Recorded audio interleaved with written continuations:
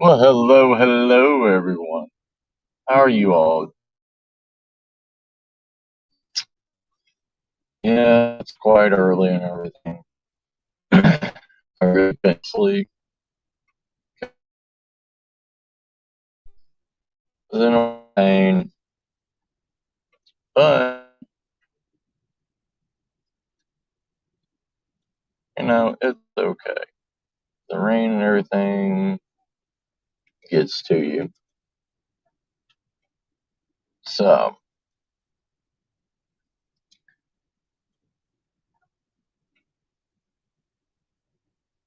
I was just thinking on a lot of things. There's been, you know, different stuff. There's been different things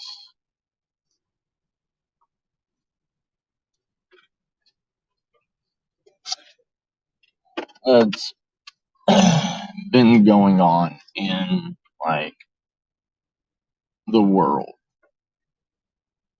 You know, there has been a lot of natural phenomena that's been taking up a lot of places, like the sinkholes in Turkey. All right, there has been a lot of droughts and everything throughout the world lately because of mass amounts of people being born every second, every minute of the day, every year. That's a lot of children, you know. That's a lot of mouths to feed. And like the sinkholes in Turkey, those are being created thousands and thousands of feet of endless holes being made because they are having to drill deeper and deeper and deeper into the ground to make water, to find water for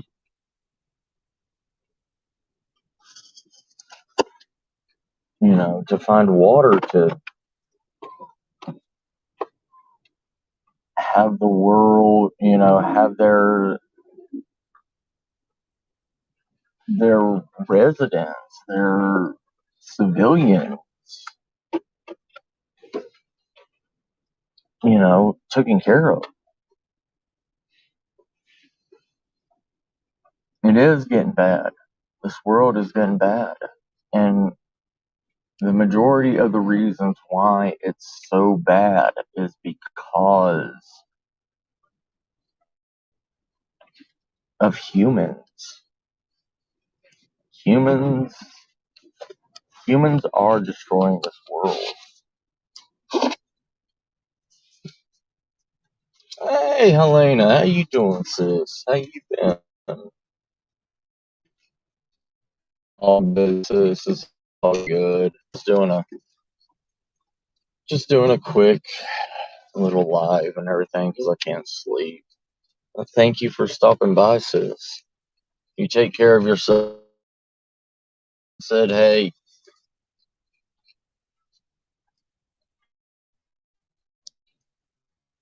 but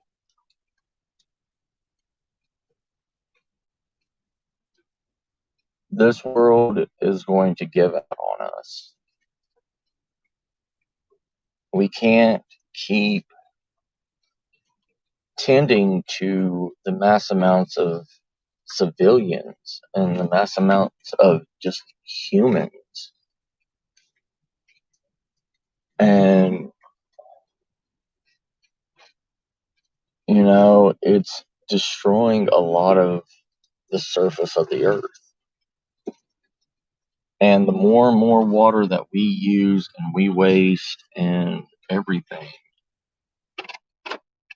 What's up, Angel? How you doing, sis? Oh, you're just going to bed? Oh, I can't sleep, so that's why I did a live. If anybody was on, and there's a lot of. Hey, Flock, how you doing, sis? Hey, Sarah.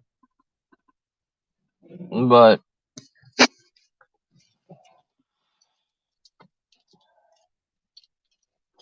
it's.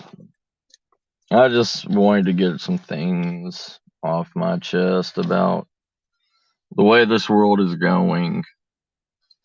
Yes, ma'am. I love unicorns. I've always wanted to dedicate my life to finding the one unicorn. And the unicorn is the one cryptid that I wouldn't mind sacrificing my life to fix this world. Alright, sis, hold on.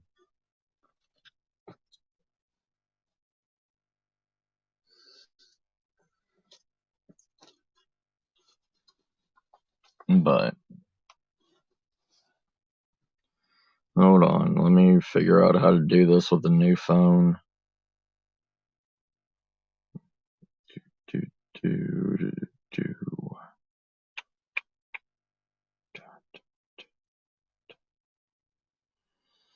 Okay, so I'll copy that. Right. Right, Angel. Paste. I think that worked. Chat. Okay, there you go. I'm only going to be on here for a little while because I've been looking up a lot of things online and everything. Like,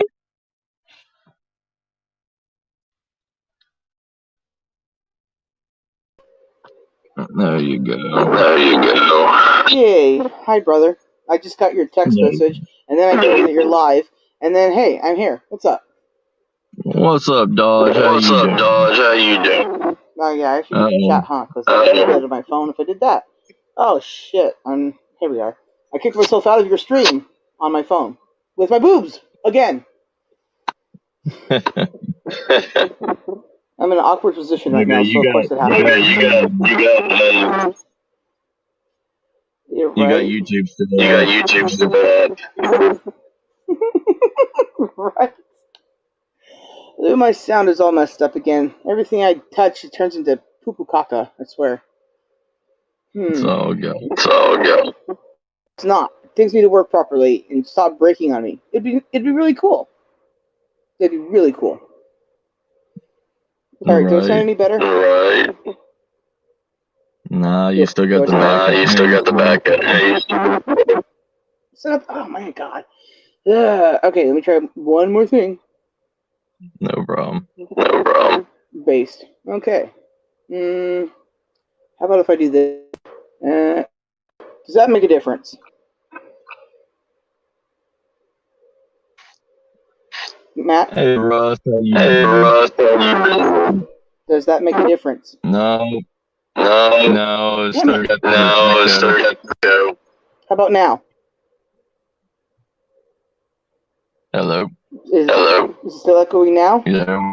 No. You said no? No, it's still coming through.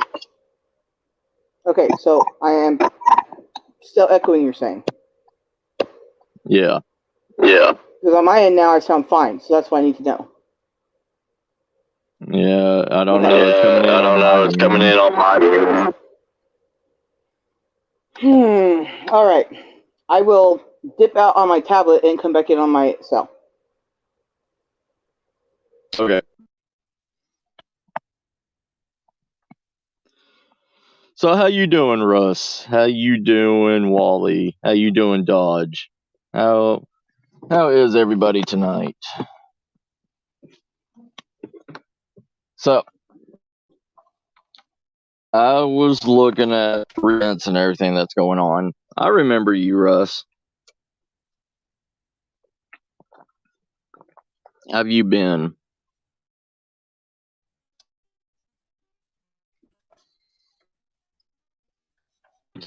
You slept in that. I literally slept all day.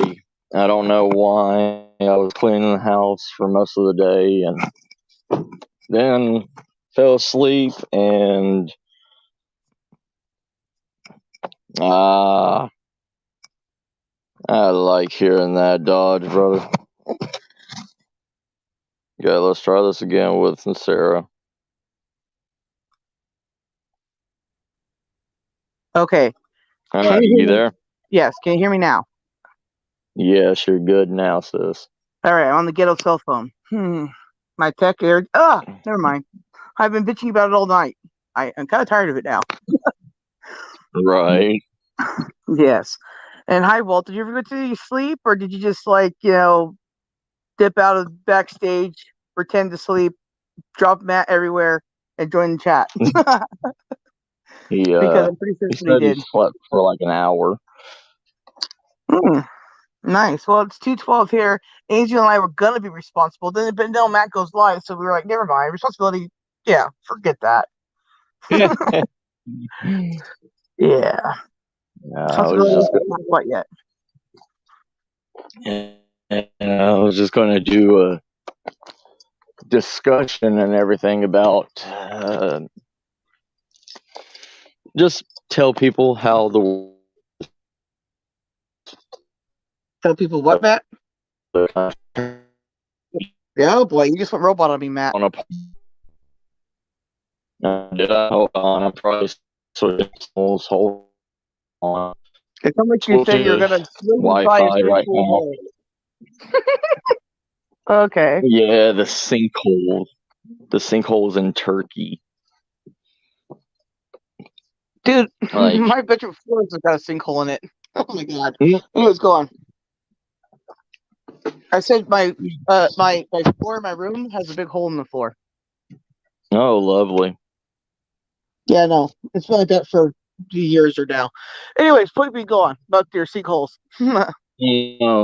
No, well, in the last 10 years, Turkey has had to drill deeper and deeper and deeper into their earth and everything to draw out more water because they've had a increase of births and everything since COVID.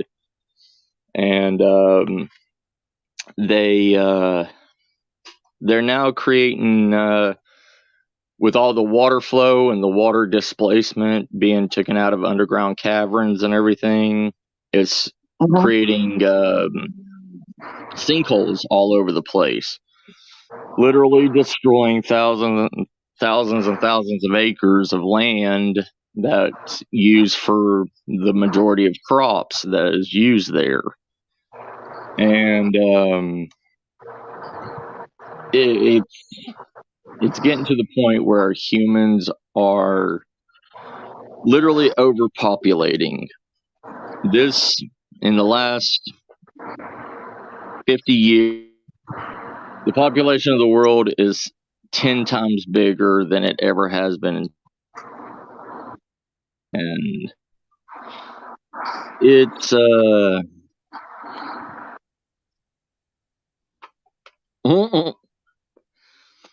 yeah, sorry.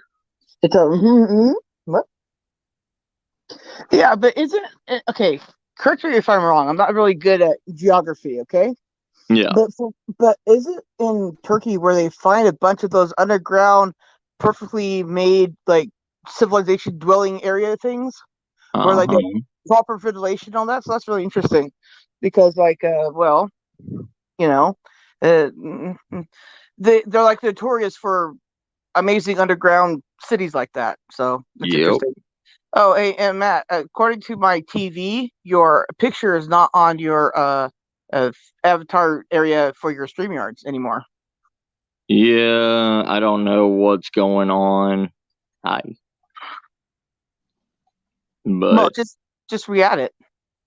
Oh, I have. I've re-added it like 5 million times, and right. But this is it does it to me all the time too. So I just automatically every time I go into a stream now, I just fix my picture again. Yeah. I don't know. Because stupid. It's all good. It's whatever. Fuck it. Or look at you, anyways. It's better. I would show you guys me, but then I'd have to turn the lights, and well, I'm not doing that because if you notice, it's quiet. Yep. It's 2:16 in the morning. It's very quiet. Oh yeah. And this is the time of the day I like. There's nobody out. Nothing. No neighbors' horses randomly going in your yard. Yeah, that happens. Mm-hmm. Yeah. They're like, whose horse is this? Yeah. Why is this all back here?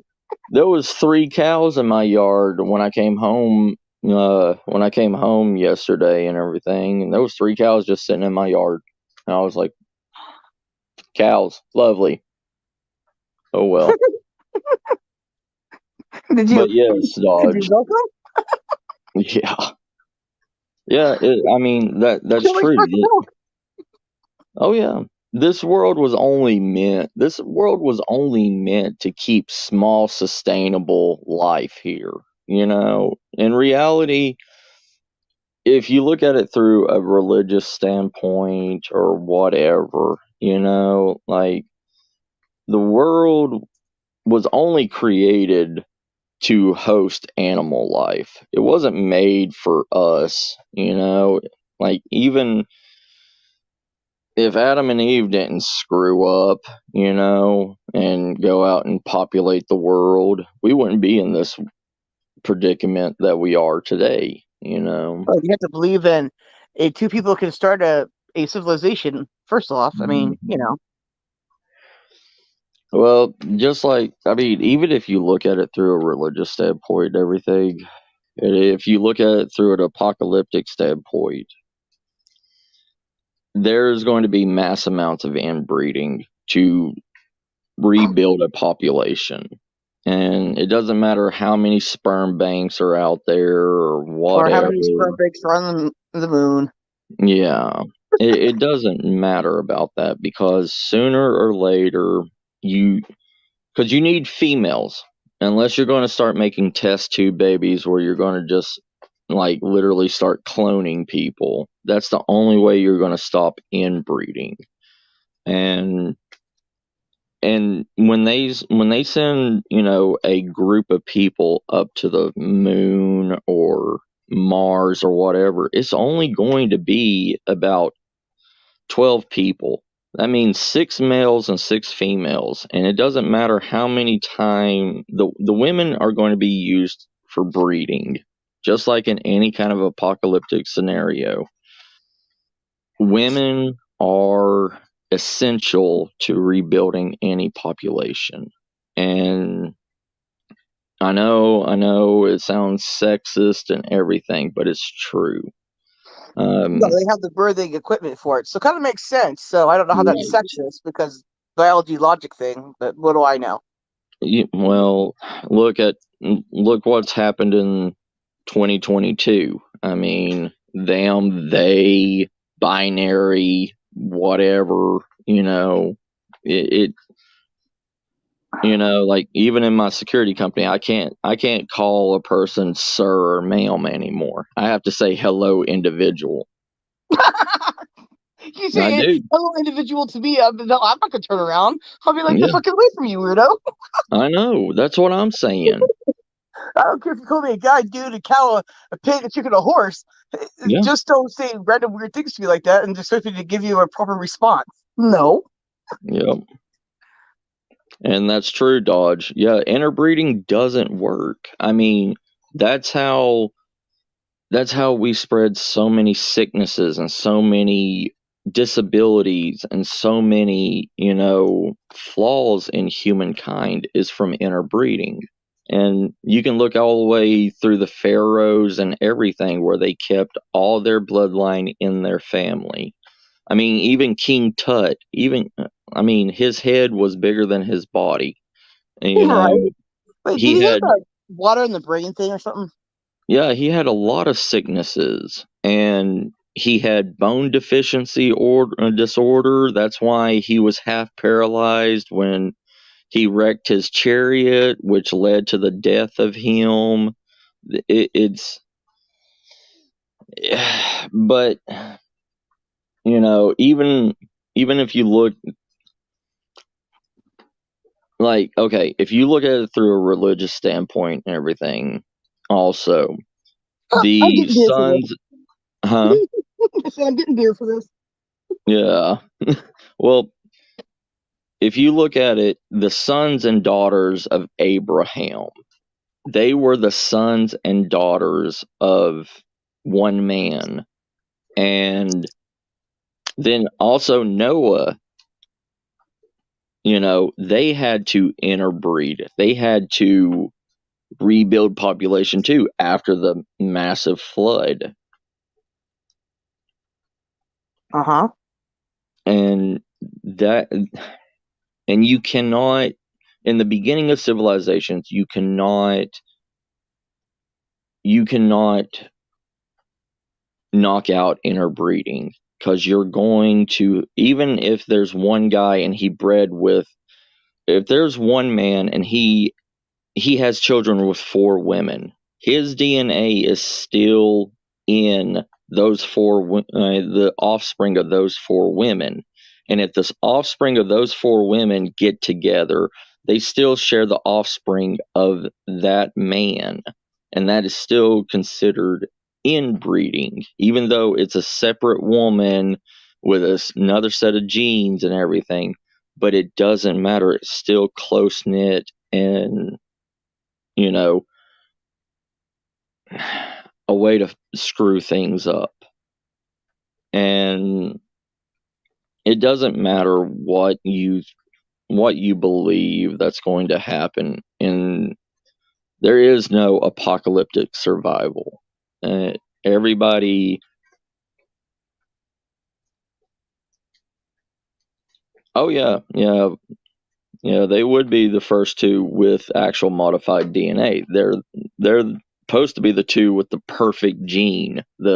What they call now is the God cell. Hey Susan, how you doing? Sorry. But you know, even supposedly there is over 10,000 people in all over the world that still share DNA with Genghis Khan. And how is that possible? You know, that means even though Genghis Khan had over 400 different wives, those kids still have Genghis Khan's DNA and still bred that DNA outwards. And it's just like we're taking people that are the descendants of the survivors of the Black Plague in Europe, and supposedly those descendants are immune to a majority of diseases and everything, and we're trying to understand and trying to copy and clone that DNA structure out of them. Right. It's all right. Now, I have a question for you, Matt. Yeah. Speaking about like DNA and all that shit. Yeah. Okay, I asked this question to everybody now, and nobody seems to remember. So, like, either I have made up some story that I've seen a whole bunch of things about, or nobody knows what the fuck I'm talking about because, well, they're lame. It could be my fault. But anyways, do you remember they found this like frozen mountain man, caveman type person? I think his name was like Otzi or Atsy or something like that. Okay, yeah. Do you remember? Okay, if you don't know the heck I'm talking about, nobody else does. Damn. I do. I know who you're talking about. He was a hunter gatherer that was found in the Alps. Mm-hmm. Yeah. Okay. So, well, the thing about like him, like they tested his DNA after everybody died because curses shit. So after that and all that, right? They, yeah, so they found that he had living relatives in this day and age, right? Like that's pretty based, right? I thought. Yeah. Well, seems based.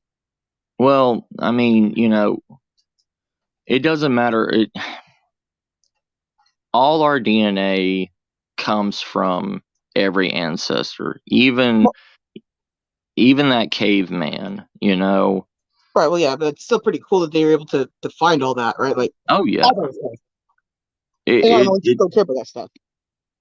It's just very rare for us to actually find a intact human from that time period, to actually set claim on that DNA to say, yes, this is where it is.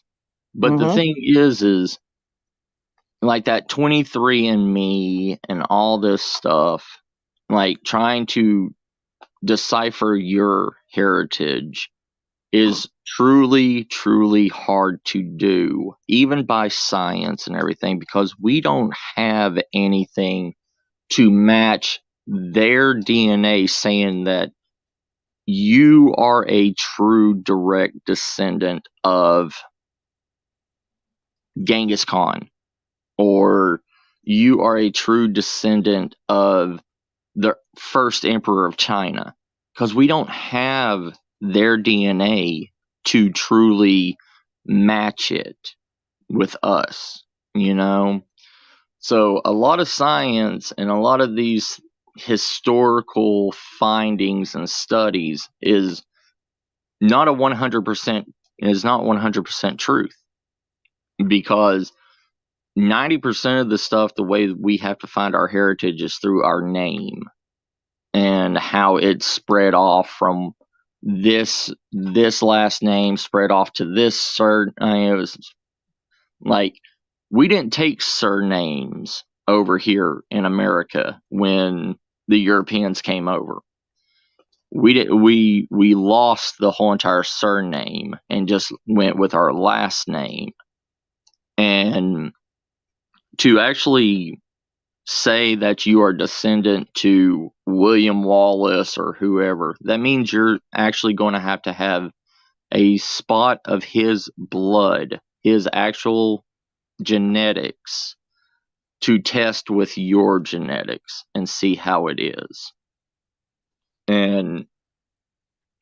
But the world is overpopulating. It is truly, truly overpopulating. This world, hold on.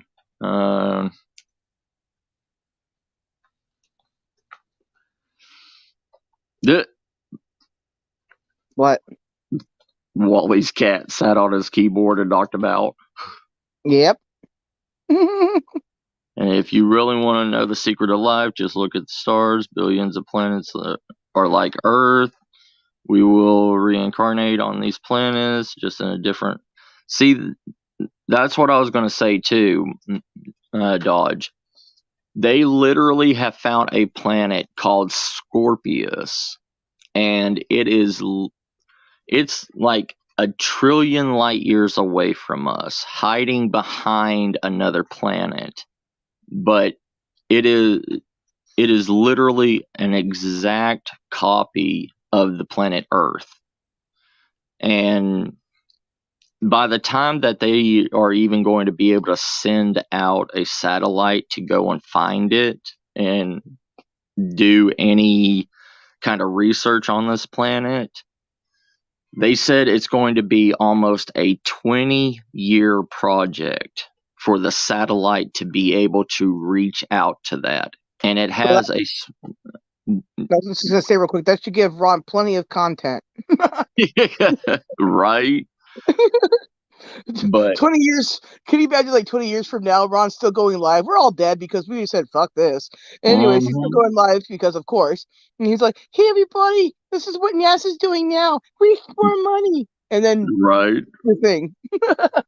Well, even, just think the 20 years it's going to take to send out a satellite to that location. Okay. Then it's going to be another 10 to 15 years circling around it until this satellite either dies or whatever. And they're going to do mass amounts of studies on it. And then we are going to have to either create a way to freeze humans, like, what is it called? Cryo freeze humans. Yeah, cryogenic, Yeah. and all that kind of shit. Yeah, same thing. Just to keep them, perfectly preserved to go out there, because to be an astronaut, you need to be at least in your 30s, maybe 40s, to go through all the training and everything in it. Then another 20-year journey to go out there. And what size rocket is... Real quick, Matt. Walt just said in chat that he's off to McDonald's in an hour, so we should get our orders in. I will take 2 McGriddles, okay? Sausage McGriddles, and milk. 2 milks, okay? Thank you, Walt. I expect that at my doorstep right now. Walt, just pick me up, pick me up a good, give me a McGriddle too, yeah. So and a hash brown. Oh, and a hash brown. Oh, you know what? Can you make that 2 hash browns? Because I'll just eat his. So after I get my own. But yeah, I get 2 sausage McGriddles because I have to share with my birds, so you have to get extra. It's just a rule. Yep. And SpaceX has sent people to India because there's a Hindu guy that is in his 80s. Oh my god! Yeah, there's this 80-year-old man that's... Oh my god. Sorry, Matt. He's a Hindu priest and everything, and he's 80 years old, and supposedly this man has never ate or drunk water since he was 5 years old. He's only lived on his own saliva. And that's it. Like, he hasn't ate or anything. And he's 80 years old. Right. Those are the people that claim they can live off mana or something, like energy and all that stuff. Yep. And they're over there, the SpaceX researchers and everything are over there spending millions and millions of dollars testing this man, like doing research on this man and how he's done it. And there's also a Tibetan grand priest in Tibet that is over 300 years old. He has mummified. He went into meditation at the top of one of the mountain peaks, and he is a living mummy. His heart is still beating, and his brain still has activity, but his skin is shriveled, and he is literally pronounced dead. Like, his body, but supposedly he has transcended to the next level. Like, he is spirit walking or whatever. So isn't he one of the guys that preserved himself with, like, the honey and something else they do? I forget what else it is. Yeah, they still, like, lubricate his body and everything with, like, honey and some essential oils and all this stuff. But his heart still beats and his brain still has activity. Well, there's that one chick that can see through people's, like, bodies and diagnose people too. Like, she's like Russian or something. Yeah, and I know stuff, man. Oh, I know, but SpaceX is even over there studying his body to preserve human life to be able to travel to other planets through these means. And he's 300 years old, and but what like the meaning of immortality comes from Hindu, Buddhism, Tibet, and it means a separation of your. Do what? So that just immortality just means somebody or people don't forget you. Well, that is true too, but also in Hindu religion and Buddhism religion and everything, there's another way to become immortal, and it's the way for a person to be able to separate their soul from their living body to continue on life. And it's like astral projecting type thing then?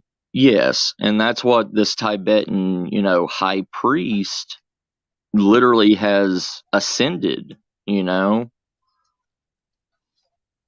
Right, Dodge. Yeah, like, the body shuts down. The body will always fail. And right. It's just a host. It's just a host to what you are. But the thing is time before my oil needs change. Oh, that sounds wrong too. Shit. Mm-hmm. Oh, I know. Everything is bad now.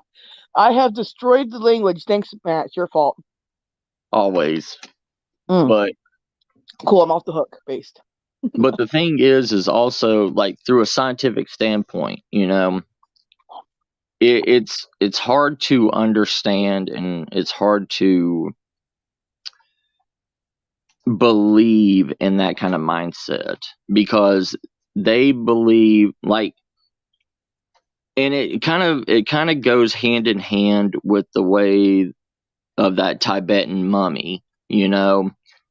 His heart is still beating, his brain still has electrical charges to it, but supposedly he's still alive even after his body has literally shut down. But to become a independent being, you need the thought, you need a brain, you need that electrical output to continue on. Like, and that's why people say with, like, spirits and stuff like that,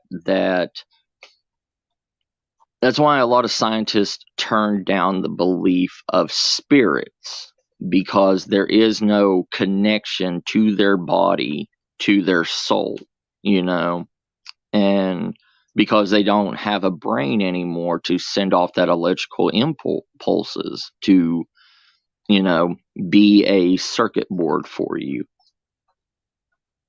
Right.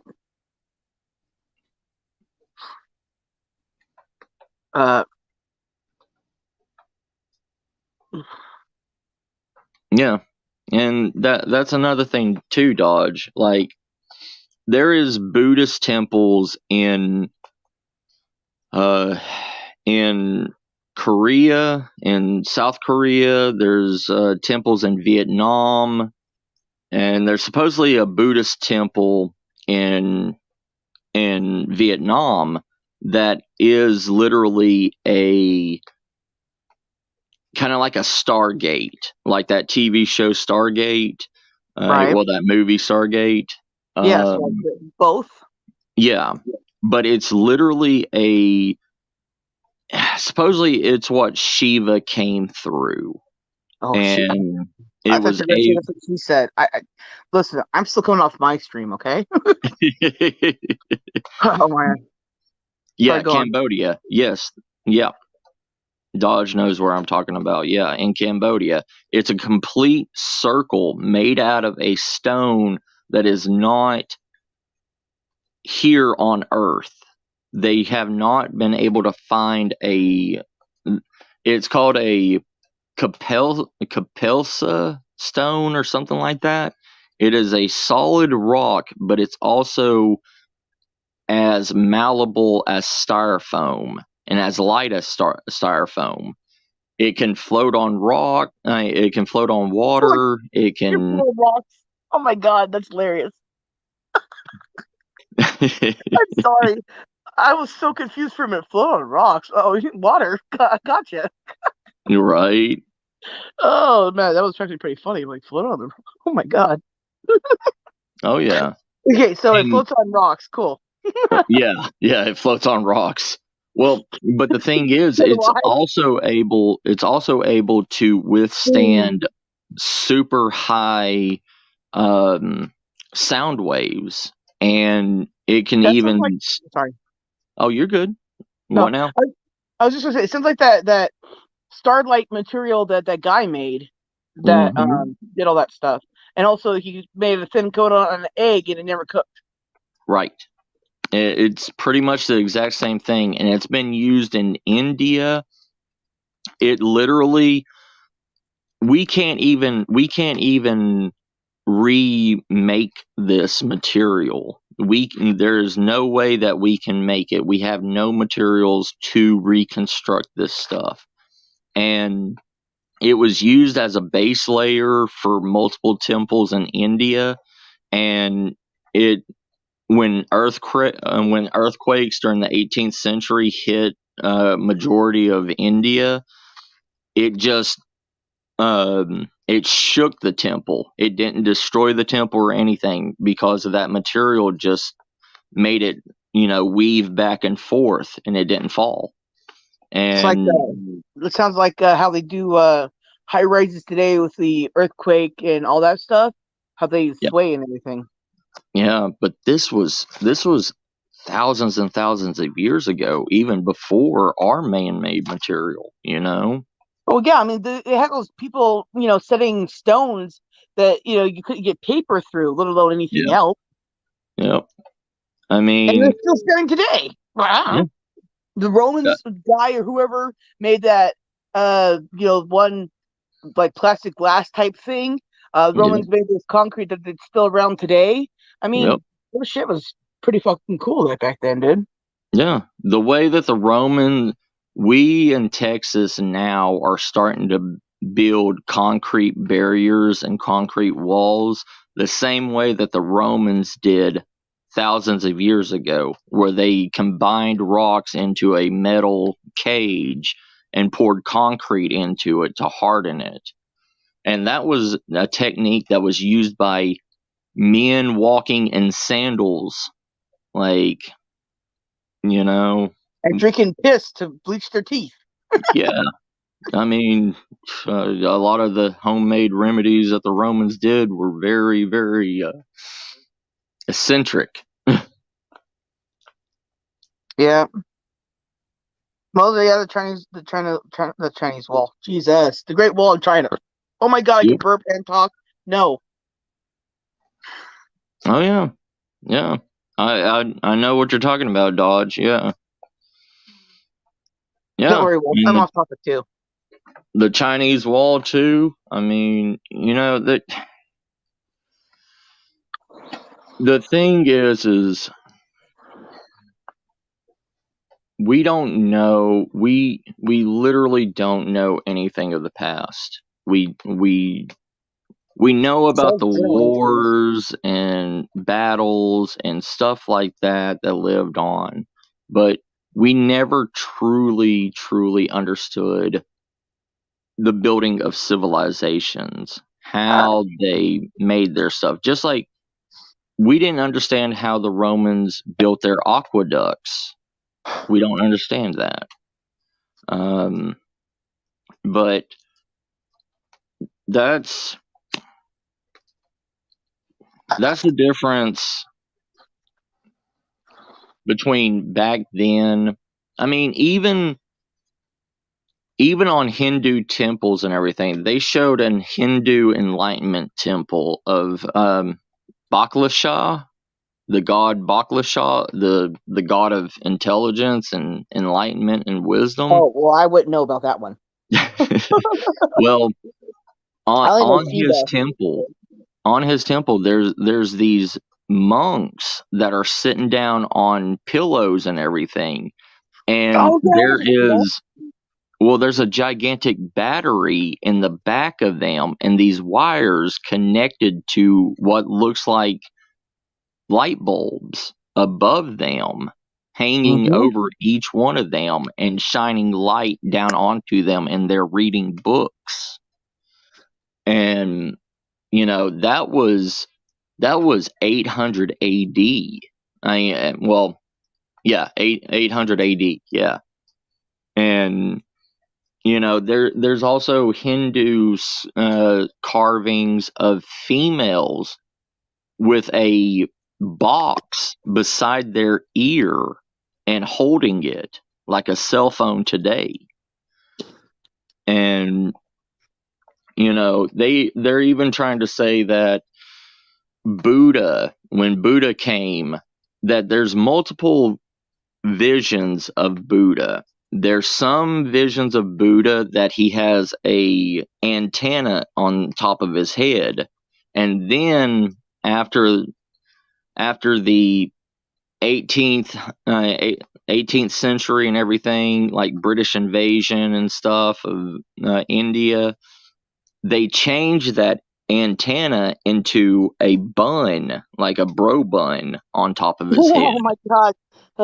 A soccer dad bun. That's awful. I know. Why? Yeah. And but also there's plenty of stories. There was a story in Hindu that there was a almighty warrior. This warrior has never lost a battle or anything, but he was super strong. He was super fast. He was, he could calculate any kind of battle and win. And there was two kings that were going to fight each other. And so one king had a smaller army than the other king. Well, the warrior was going to go and fight for the king with the smaller army so he could win. And when he tried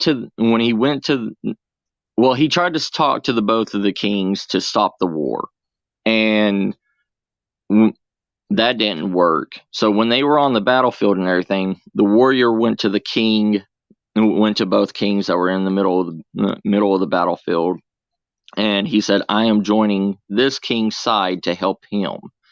And the other king kind of contradicted what he said. He said, "Well, if you're going to join the king with the smaller army, and this king starts to win and starts to kill my army, that means my army is going to be smaller than his army.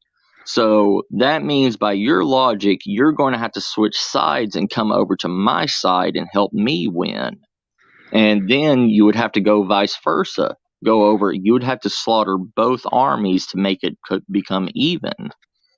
And that logic and everything completely threw off the warrior completely. And he said, "I will never use my abilities ever again." And he literally cut his head off in front of the two kings. And his body was still active and everything. And after the war and everything, he handed his head to the winning king. And that king put that head in a box. It was still talking. It was still active and everything. And supposedly that king buried that head and buried the body somewhere else. And they dug that box up like 500 years later, and that head was still active. The skin and everything rotted off, and it was like a T-1000. It had a robotic skull that was still active afterwards. And supposedly there's a shrine where they took that head and put it on a stone body, and people can see it only like once a year, and that's it. But I don't know. But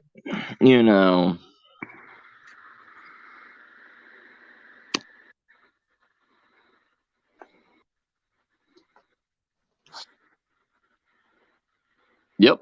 Yeah, Dodge. Yeah. And that's why I like read his stuff to me. He writes novels in here. Dodge. Oh, I know, right? You just like literally just kind of and answer him. Like, my God. What's up, Melissa sis? How you doing? But Hindu is the only religion in the world that has actually said that their gods are not true gods. They are beings from other planets. And, you know, even Buddhism says the same thing. Well, if you think about it, anybody who's not born on Earth is an alien, if you think about it, because you have to, be born here to be the human, right? That's how we define a thing, right? Yep. So literally, whether they're, robots or not, I lost my train of thought where I was going with this shit. That everything is... I'll interrupt later. Well, anything and everything that we've looked up to, gods, angels, whatever, they all have miraculous powers, something that us humans do not own, wield, or anything. And except for the few that we just discussed. Well, yeah, I mean, even them, like, we literally had a robot in India, like a T-1000, like a Terminator type robot that was here, and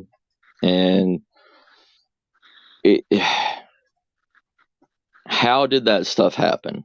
I mean, I understand fever dreams. I understand a lot of this stuff, but it's so hard to not say that didn't happen with so many accounts. And even after the first account of it, like of this so-called warrior, like 300 years later, they dug up this box that still had the head in it.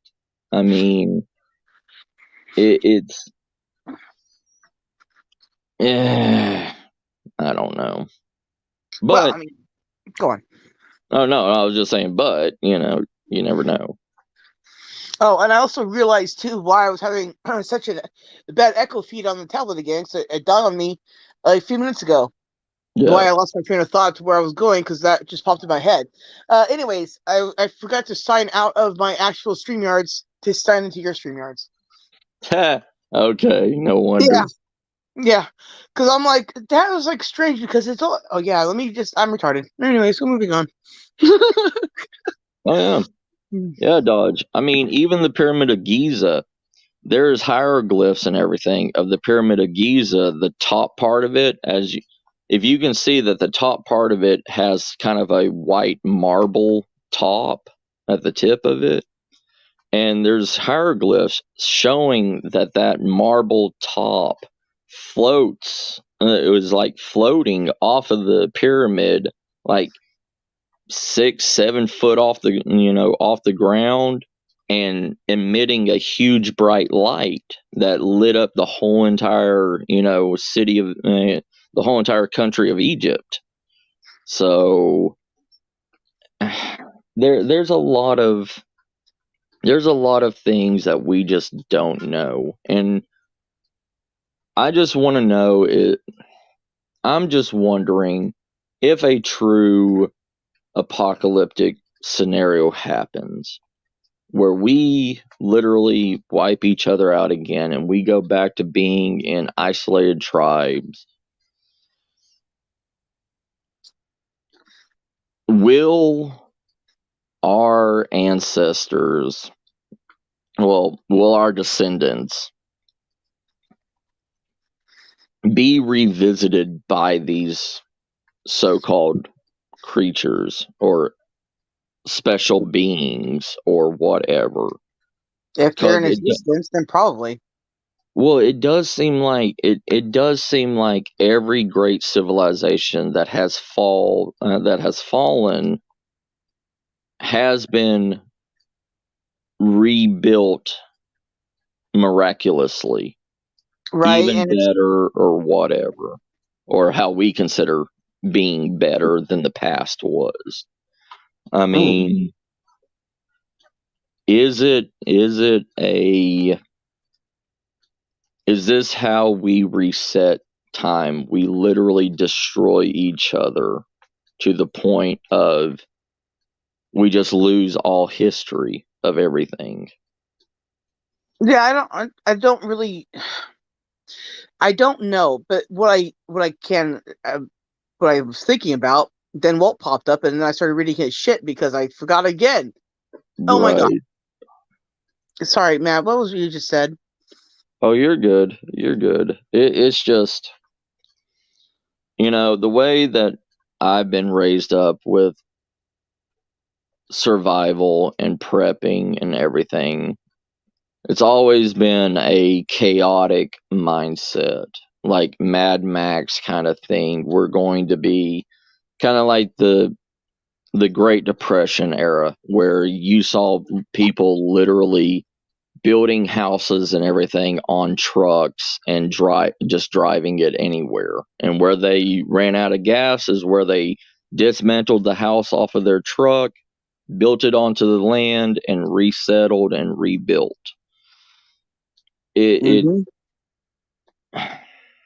It's that's the mindset that most preppers and survivalists and everything, and Mormons.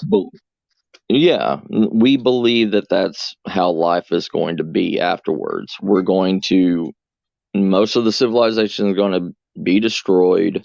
We're going to have to rebuild the civilization. We're going to have to find other survivors the way we, that share the same mindset as us and all this stuff. But is that how it's really going to be? Because we've never had that kind of scenario. Yeah, I wouldn't know if we have or we haven't, really. True. I mean, we don't know. History changes every 5 minutes, right? I mean, like, you have those, dazzle ships now or whatever, like in World War II. Like, I don't remember any of that, but now suddenly they're everywhere. Like, people are like, you didn't know? And I'm like, no, did you? And they're like, no, I just found out a few days ago, really. Yeah. But, like, World War II is like one of my favorite things I ever learned about in history. Like, I loved it, right? It's one of the few things that time-wise made a lot of sense to me because I'm not good with numbers. But so I really liked it.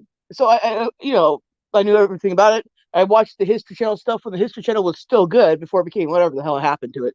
And I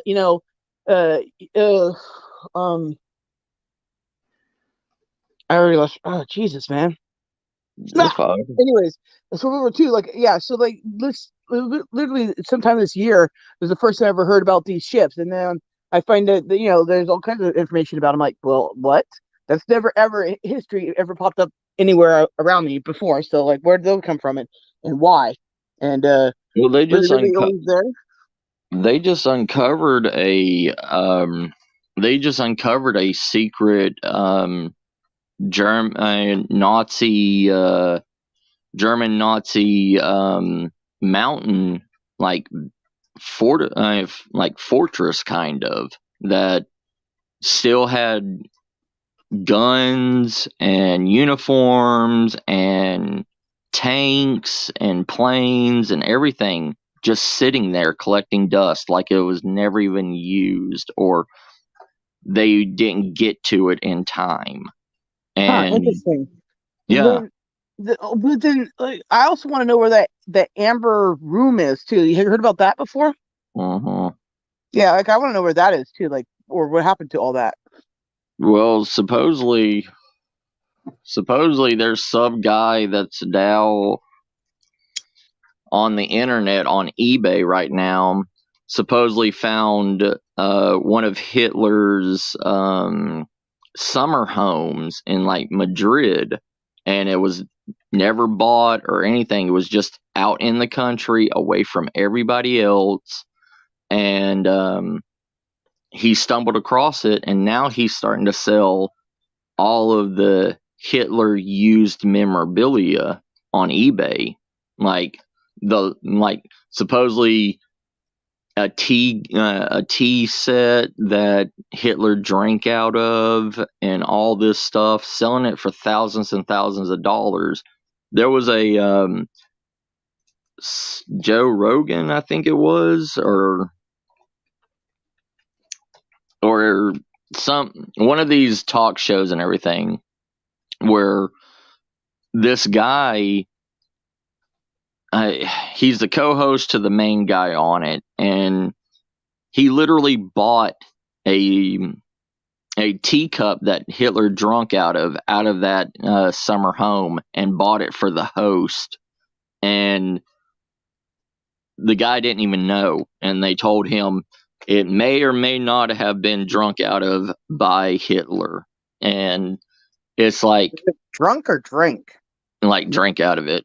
Like, okay, because yeah. I always say drunk. Welcome to the South. Welcome to California. You confused me. Yeah. We don't have any A's in the South, sis.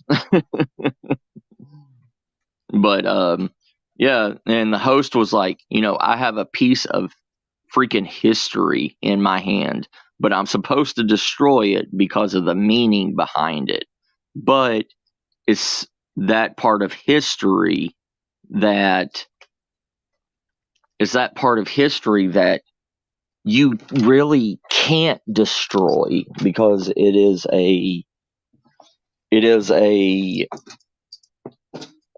it's something that will never be around again. It's controversial. Do I keep that history because of what time period it came from, or do I destroy it and get rid of that history forever? And then I get hate mail from historians and stuff. Right. So all it is all objects, right? Like, why do we place any type of value on a TC? No, I can't talk either. Tea set or cup or something that may or may not be used by somebody of evilness, right? But see, that's the thing. It is like who really cares about that? Like, why would anybody want to own that to begin with, right? Like, like why? Like, but then you got people out there who own murder memorabilia, right? You know what I mean? So I don't know.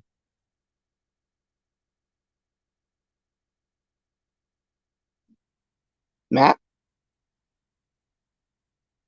Did Matt die? I should go check the StreamYard part. No, I don't know where we went. Has anybody seen Matt? Okay, well, I guess this is my stream now. Anyways, welcome to Everything Cool. And Walt's in chat incognito right now, as Sir lurks a lot, because that's what he does. I don't know why Matt is gone. And now he's gone. And I am now in charge of his show. Dude's in the back. No, that doesn't make sense. Nudie's in the... No, that's all right. And Matt got abducted by aliens. Yeah, probably, Dodge. Probably. And thanks for not writing a novel. Oh my god.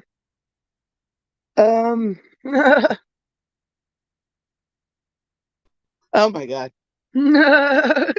Sorry, I just kind of don't know what happened. It said emergency signal, then a Amber Alert happened, and I got kicked off.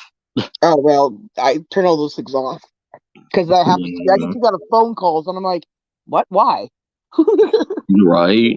And I'm thinking normal phone call, and then I get this boo, and everybody gets this little boo at the same time, and then we're all kicked out of the thing. It's really funny. You be in like church, right? And normally have the sacrament meeting, right? The really long, boring part. But the whole thing's long and boring. But the point being, they have that, right? And when they first started the Amber Alert thing, right? Everybody, right? It was supposed to be one of those really quiet moments, right? Everybody's quiet, children all quiet, everybody's quiet, right? Yeah. And everybody's Amber Alert goes off at the same time. Right. This thing. And even if your phone's like on, quiet, it's gonna be the most obnoxious, thing ever. It was the funniest thing. And yes, laughter ensued. Right. And then the sad thing is, like, laughter ensued, and they're like, "Oh, Amber Alert, my bad." Yeah. Yeah, and then the one other time that happened is they started doing weather alerts. We had gotten some snow, and we were getting some more severe weather like a few years ago, right? Mm-hmm. And literally, we get the flash flood warnings, right? All at the same time during another really quiet part. Oh yeah. Well, like what I was going to say before I got kicked off and everything, but you know, it goes to, how do we put a price on that stuff? By one individual drinking out of it and everything, but it goes with the same thing. How do we put a price on how much somebody's time is worth? Like at a job, you get paid $10 an hour to do this, but this person gets paid this much money. It's I don't know. I don't know how. Right. I mean, why is my time worth less than the person next to me time when we have like the same skills or not? But still, the point of it is like we're doing the same exact thing, whatever the thing is, right? Mm-hmm. I can flip a burger just as good as that guy over there. You won't hire me because I'm overqualified, but yet literally can't read right thing. I don't get that, McDonald's. but it's the same thing as that exact same tea set and everything. If it was drunk by Joe Schmo on the side of the street, in a different house in a different part of the country, world, had the exact same tea set as Hitler had, how come that tea set's worth so much less than the one Hitler drank out of? Because Joe Blow probably didn't kill massive amounts of people. Well, yeah, that's true, and that's true too. But the thing is he didn't do anything awful to remembered by, so therefore his stuff is valueless. But the thing also is, it's the exact same tea set. You wouldn't have known. You wouldn't have known if it was Joe Blow or Hitler that drank out of it. It's the exact same thing. And still, unless it was commissioned and it was, for the only one person, and it was, can be verified. I mean, is there authenticity to any of this, or is it just, hey, I found the stuff and here, buy now? Yeah, because it really could be from anywhere, anything. But yeah, I don't understand. I don't understand humans. Well, right. So there's this one channel I used to watch like all the time, and I forgot it now, and I don't have it anymore because I forgot it. Yeah. But this guy, he did a lot of metal detecting, kind of like urban exploring type stuff. But it was only in like really areas that in World War II. He was from Germany, so there you go. But he did it in like on all the battlefields and stuff like that. And he would find all the stuff, and then once he got like monetized and all that stuff, then he would people could buy his stuff that he found or whatever he did with it. I forget. But anyway, the point being, like, he was collecting literally scrap metals, metal from people, that kind of stuff, right? Yeah. Like, stuff that whether it has like something to it. Like, it's not just a rich murderous guy has a tea set. You want it? It's like dirt, grime, blood, sweat, and tears, death. Like for those soldiers, right? Like it's like it's not so much the symbols of what happened. It's these are real people, regardless of the side. They all died, right? Or most of them did, if not all of them, right? And it's like it's like real history. They're like, you don't know who these soldiers are, but to me, like, that kind of stuff is worth more than Mass Murderer tea set or Mass Murderer the painting or Mass Murderer whatever the hell, right? Oh yeah. And even then, it's still buying something of something from a horrible time period in time and stuff, right? Like it's just awful stuff, It's like like I said, always one of those things that always fascinated me. Like World War II too was like well, that could have been World War I too, for all I know. I really don't know, but it was mustard gas, right? For the life of me, could never understand how in open fields people would just die because there'd be no air. Right? It boggles my mind, right? You can throw those signs at me, but I need to see it in person. So once I peed on the bleach and I did my experiments. Go, it literally just displaces the air. The air is gone. There is no air. Even if I want to breathe, I couldn't breathe. My chest just won't rise or fall. Simple as that. And also, then there's no sound anymore either. It's the weirdest thing. Oh yeah. Well, it's just like, and that's one of the things, about war and stuff. War is actually the one thing that's made us more advanced in medical fields and in a lot of ways of life and everything, even technology. It has to be because you're better than the other person. It's like, we literally had cell phones in World War One, and it was used by the military to call command, to call in orders, to call in whatever. And they carried it in these huge boxes with a battery on it. And it could reach all the way to, the White House if it needed to. But now in the early 2000s, almost 100 years later, now we have cell phones, and able to contact the moon. Now we're going to put sperm on the moon because logic of some sort. Yeah, to rebuild humanity. I don't think we should. I think we should just go, nah. Take care, Susan, sis. Love you. See you later, Susan. Just as Susan leaves from Australia, Blue comes in from Australia to save our Australian audience. Right. Hey, Blue Chicken. How you doing, my spirit animal? No, he's mine. Screw you. Get your own. Hey, I carry the chicken. Hey, listen, you're just got a box full of limp cocks. Anyways, hi, Blue. Good to see you. Yeah, I had to send Blue the link to get here. He's like, I don't have any notifications, and I'm like, here, Blue. So I went quiet for Dodge. And it's always been that way. Since the dawn of man, we have only advanced because of war, to kill another human. And it's been that way since the dawn of time. And it's sad we can't advance during times of peace. We'll never advance during times of peace. But when war happens, we got to be so much better. We got to put all this money into learning how to, I don't know, wipe out mass millions of people in one go. So, man, what's your biggest complaint here? The stream's kind of been all over the place here for immortality, also overpopulation of the Earth, and then also us wiping out everybody on Earth. What's your biggest gripe other than just humanity? That humanity. It's just humanity itself. All right, I was making sure I didn't miss some stuff because I did pop in late to the stream, and I'm like, I need to make sure that I'm still in the right conversation because I don't want to. Hey, John, how you doing? Extremely lame, dumb. No, it's just the main thing is humans.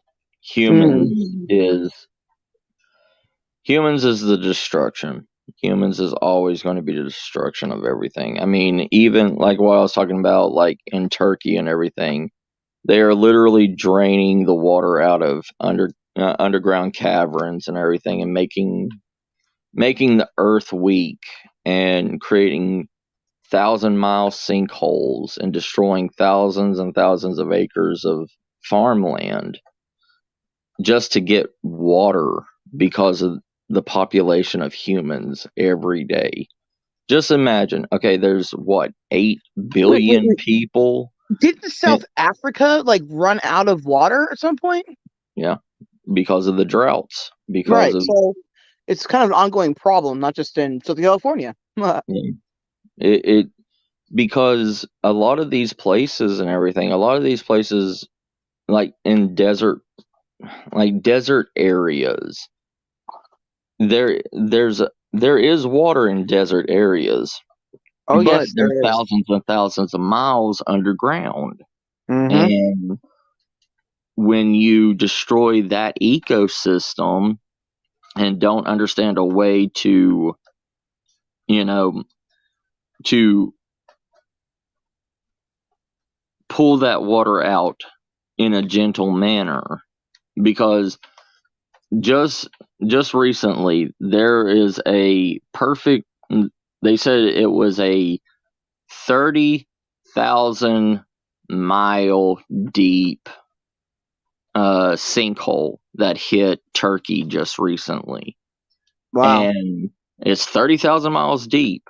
So that destroys any flat earthers thinking already, What do you say? And Flat Earth's 100% the right idea. We're the I only know, flat right? disky thing around that's full of the ice ball thing. And Yeah. somehow, because everything else could be round, but not us. Because logic of no sort. Plus, Australia, as we know, isn't real because, well, we've never met anybody like Blue Chicken or Susan or, oh my God, let me start naming them all. But yeah, but the thing is we just imagine every single person in an 8 billion population, every single person every day needs a gallon of water for themselves. Excuse me. Wow, Jesus. And then an average person wastes over 8 to 10 gallons of water a day with regular things, showering, Oh, I stopped doing that years ago. But showering, washing clothes, washing dishes, doing anything. I basic stopped it all. things.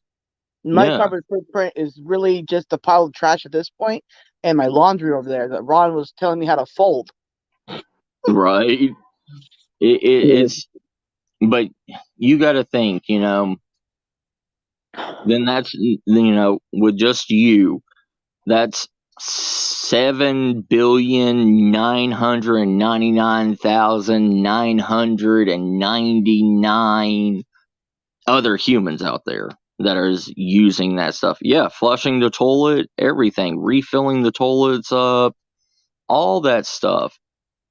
We are not saving this water. We are not.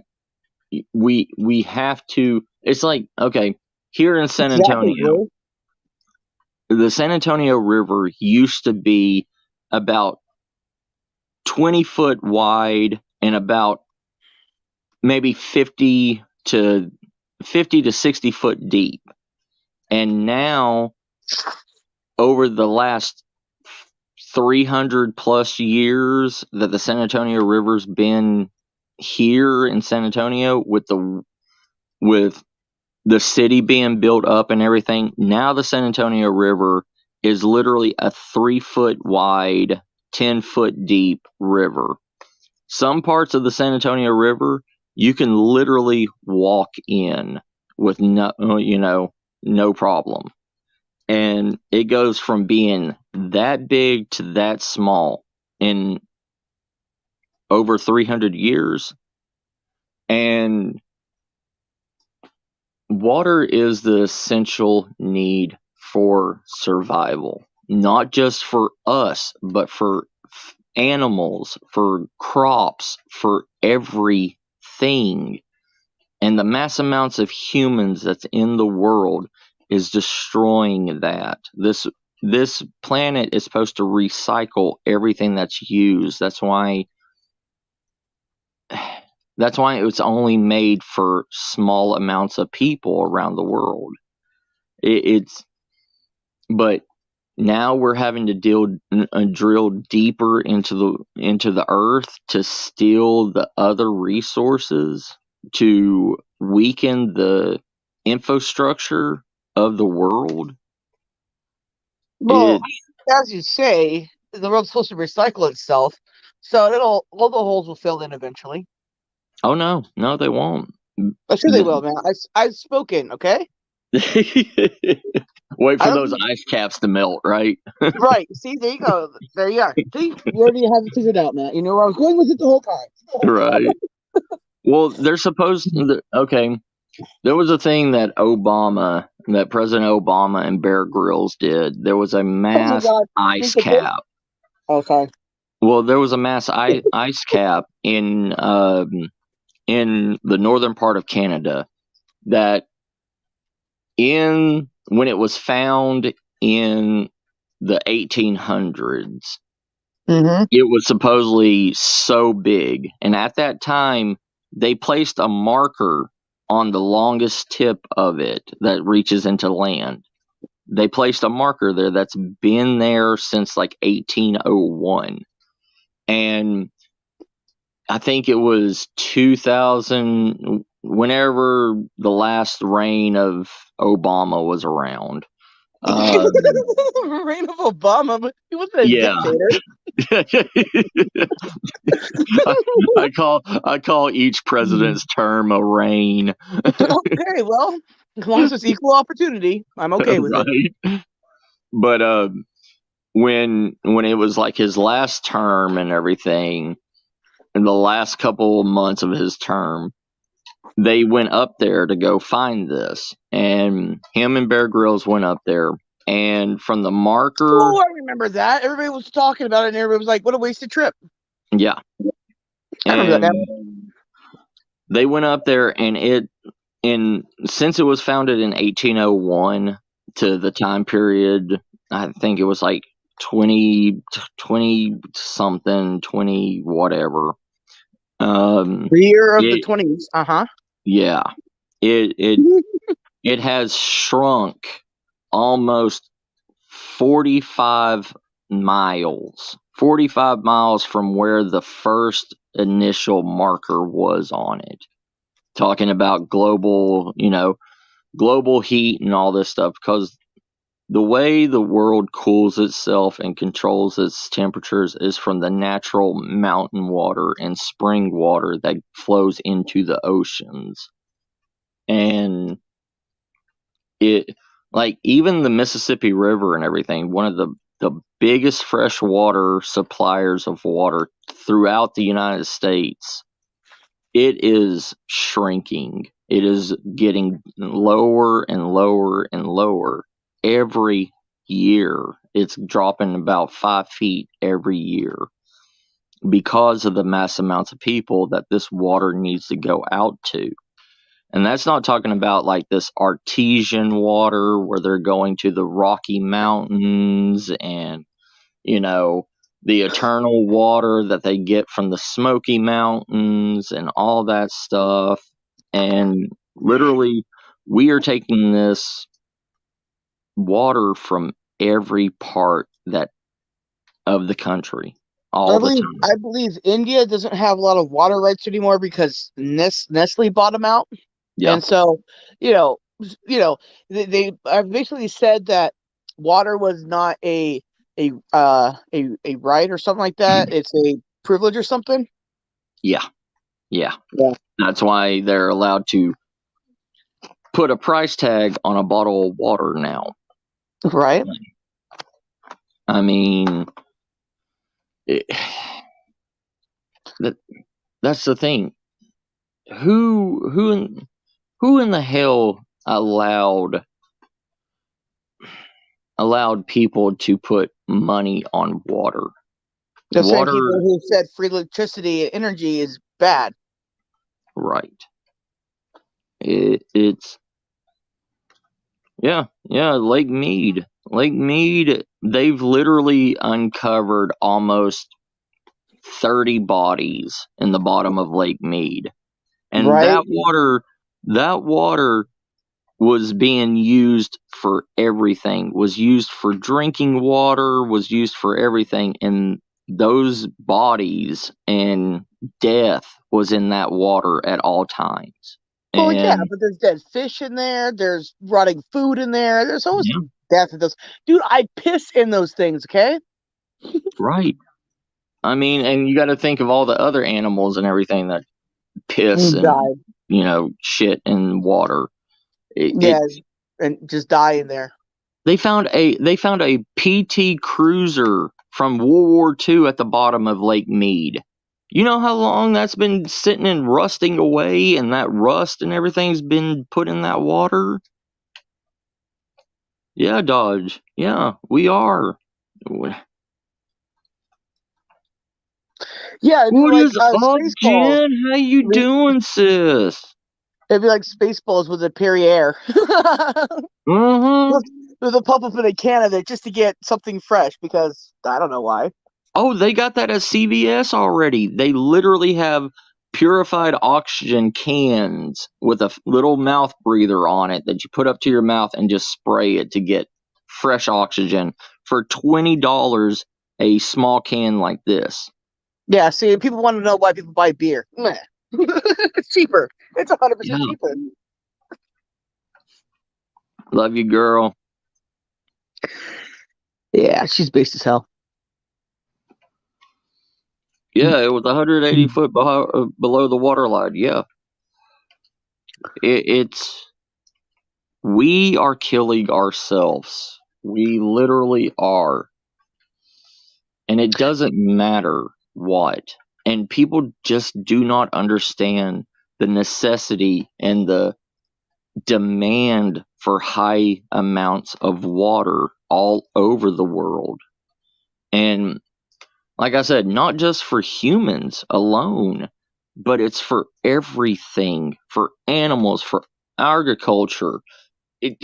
They're using it in sprinkler systems in HOA housing. I mean, to water your fucking yard with. You talk about the reclaimed water? Oh yeah, reclaimed water, and I mean, yeah, they do use the reclaimed gray water on some of those sprinkler systems, but they use it all over the places out there in like Temecula, like all the golf courses and those kind of places. Yeah, they all have signs up that they say don't drink the water because of that. Like when I was a kid, I used to go out and play all the time, and I'd drink the sprinkler water just stepping down the street, right? Because thirsty as a kid. And everybody would be like, no, that's not clean water. But like it still was at the time. I don't know what it is now, but at the time for sure it was, right? Yeah, it used to be. Yeah, but I have no idea what it is now. But I mean, there's literally, households and stuff now that also will just recycle, water from inside houses, like out to the, not just like, I'm not talking about just like leach lines for like the septic tank, but I'm talking like shower water that they could use to water the lawns with and stuff. It's just really cool, but how well is soap water for your lawn? Well, now in the desert regions in California, in Nevada, in New Mexico, and in Texas, it is now because of how much drought has been hitting us in the Southwest. They have made emergency recycled drinking water, gray water. They are now taking gray water and everything, bath water, all this stuff, and they're making processing plants to clean and reservice that water out into places for like public drinking, like public water fountains and those water bottle fill up stations and stuff like that. That is literally cleaned gray water now. You're drinking somebody's bath water, toilet water, something. Yeah. And hi, Blue Unicorn. Yeah, we got Blue Chicken. Hey, Unicorn, how you doing? How you doing, brother? It's kind of funny here, right? Because like I've been bitching for the longest time that Blue Chicken is the only blue I know, right? And since I've been bitching about it for the past month, now I know Blue Unicorn, I know Blue somebody else, and some other blues, and I'm like, shit. I mean, don't get me wrong, blue is my favorite color, so I'm good to say blue, but my point being, now you're Blue you, and I got Blue as Blue Chicken because he's my first blue. Right. Yeah, we are. I mean, well, we're drinking somebody's bleached pea water, pea water. Or listen, I only drink bleached pea water because I know how awesome it is. I mean, we literally have turned to that now because the lack of water in certain states, and it's getting very, very bad, and nobody is seeing it.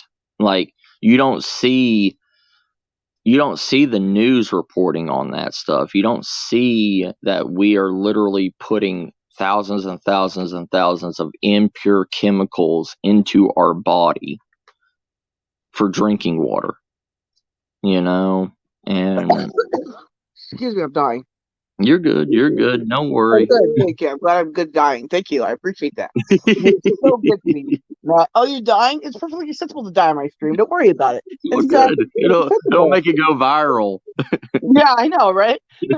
Survival guest dies on stream because can't swallow spit right. Right. Yeah, it's turning into, and you can only survive, even in a survival situation, you can only distill piss water for so long before you still feel the after effects of it. It will start damaging your kidneys. It'll start damaging your stomach lining. It will start damaging. That's why Matt needs to demonstrate to us about the chugging the dirty water up the butt, so you don't have to worry about all that. And then also how to suck off a bag properly to get proper nutrition in a survival situation. Now, these are things that Matt will demonstrate to us someday. I'm sure of it. Well, that's one of the things too. Even if you use your intestine system to filter out, stagnant water or anything like that, it's not 100% effective. It will help, but it won't. I mean, you can only do it so long also before, like I said, you start damaging conditions to it, Matt. So the survival stuff is too difficult. Forget it. I'm out. I opt to just do the die thing. Hopefully not on my spit, and hopefully not on your stream. Hopefully on my stream, so I get to click select reviews. Wait, we get, so who cares? Your stream is fine. We'll do your stream. Yeah. But still, based or something. Oh yeah, Jen. Yeah, sis. But that's why I'm trying to tell people that true survival is not a rainbow and happiness. It's not people sitting around singing Kumbaya and growing hobbit feet. Wait, where did this hobbit feet coming from? I'm confused now. Hairy feet because you can't go get a pedicure or a manicure. Okay, I don't do those, but I don't have hairy feet or hands. Wait, what? I was just saying, have you ever seen those tree hugging hippies out in California? The ones that's got one of them, aren't I? No. Trust me, I've seen those. I literally hugged a tree and kissed it, so pretty sure I'm a true tree hugger. So go on. I've seen those girls that literally have dreadlocks from their armpit hair. Like I'd be afraid to see if they drop their pants. Like like if they drop their pants in front of you to make love to you, it would probably look like a tarantula crawling at you. Like those are the tree huggers that I'm talking about. Oh my god. So you're talking about the tree huggers that don't shave. Yeah, damn. We distinguish the difference between us. Look like they got look like they got butt wheat in a headlock, like but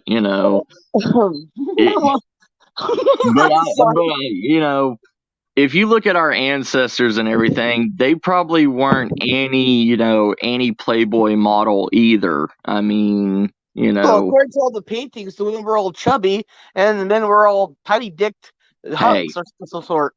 Hey, I like thick girls. Okay, I like thick girls. I'm so not in the same conversation as you are.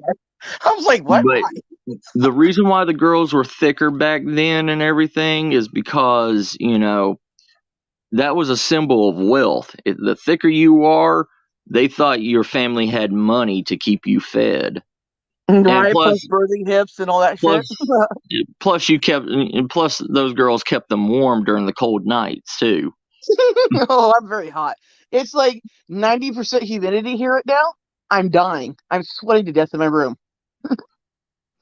And my dad said no because it's 50. Wait, what was it? What's the temperature outside? Oh shit! What's the temperature outside? Right. Anyway, it is. Oh shit! What did I just say? Yeah. Okay. All right. Cool. It says 54 degrees outside, but it's supposed to rain Wednesday or Wednesday, Monday or Tuesday. So hopefully we get some rain and then I get my fat ass out of the house and go, hey everybody, look, I go outside sometimes. Do you? You're not a caged bird? I'm a caged bird of my own design called my room. But what it comes down to is, yeah, I do go outside. I had to take pictures of it to make sure people knew that I was there, even though I went live, but no signal, so who cares? Well, the sun should be up soon. It is 5:37 a.m. here, and we may be doing some survival stuff in the rain. It's only 3:37 here, and I know these Californians are weird. It's because we're always in the past. Mm-hmm. Can you imagine if we all caught up to the rest of the world? It would be a scary thing. Oh God! Dude, like all this happened, like when I was right. What? I looked up this thing was like 9/11 and whatever. Like there's I don't know. There's so much that we're doing to humanity, but in the reality of everything is, and people may hate me for saying this and everything, saying I'm a heartless bastard, blah, blah, blah. But the truth is, we need to do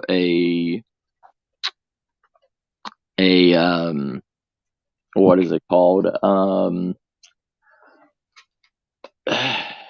We need to relieve a lot of people that have 8+ children of half of their herd. I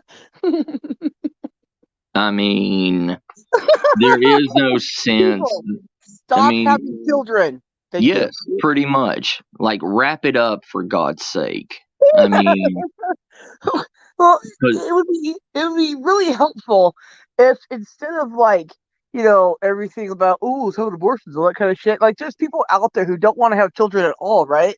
But literally because they can't afford it or have insurance or whatever the hell, who can't like just go get their tubes tied and shit like that, which is really like stupid. Like, if it's my body, my choice, then why can't I do that so I don't have to do the other thing? Because I think the getting the tubes tied thing would be less traumatic, instead of having 50,000 abortions because reasons.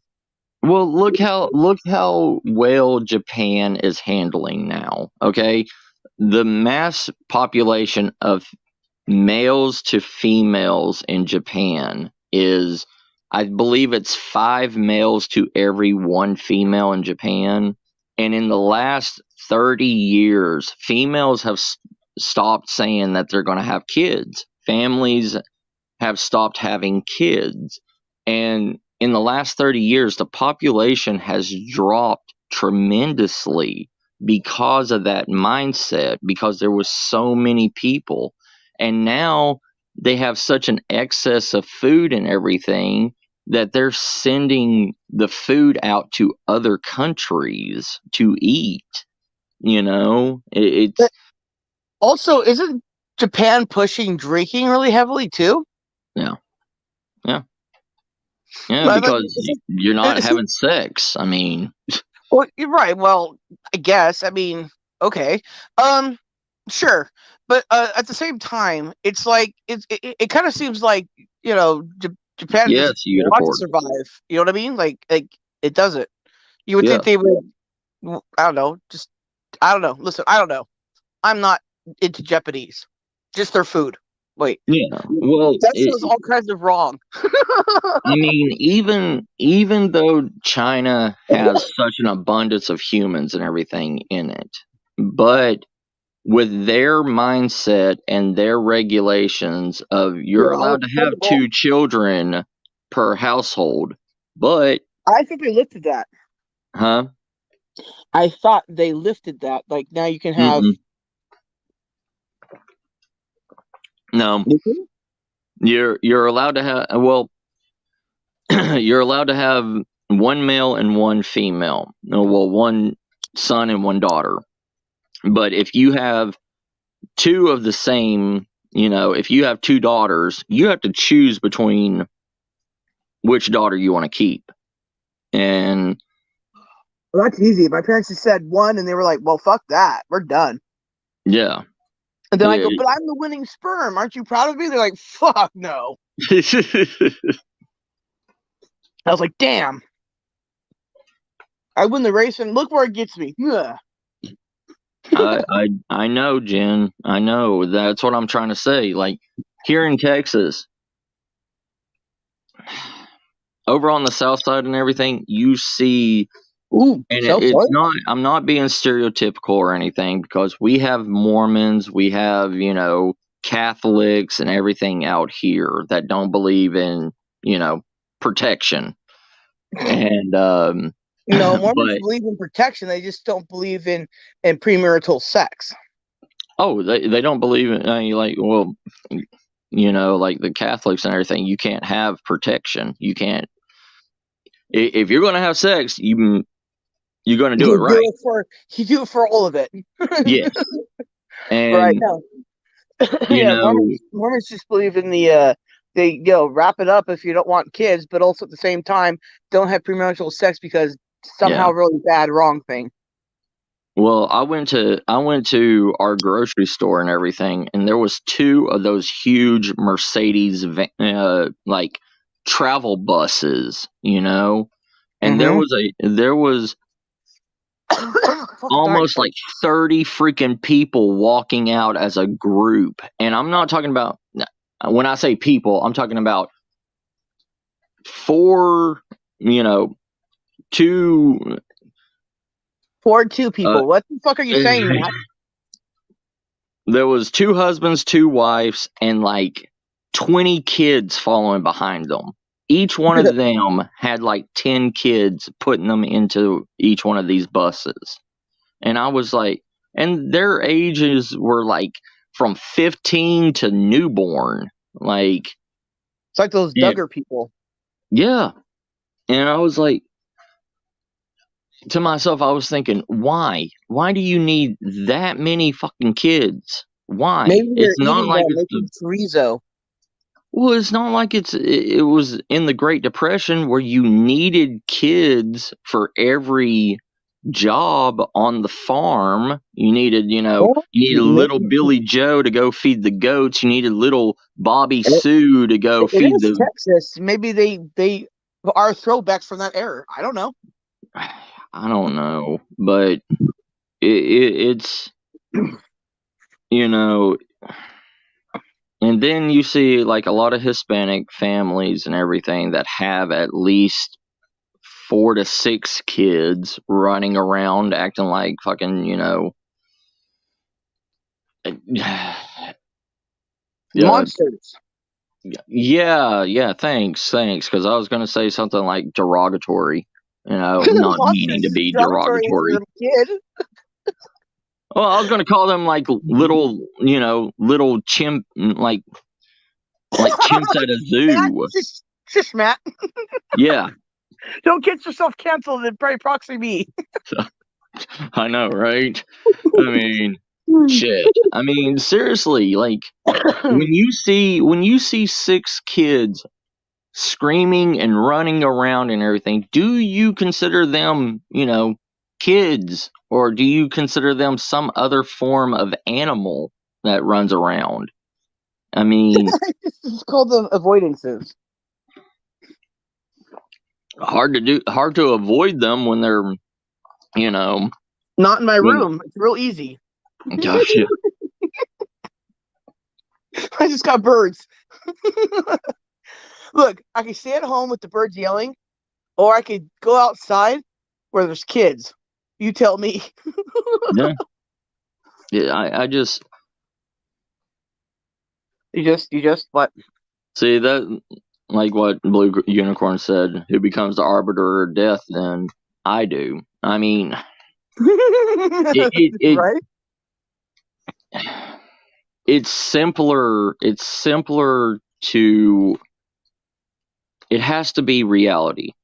Humans have to learn to face what we're doing to our own civilization.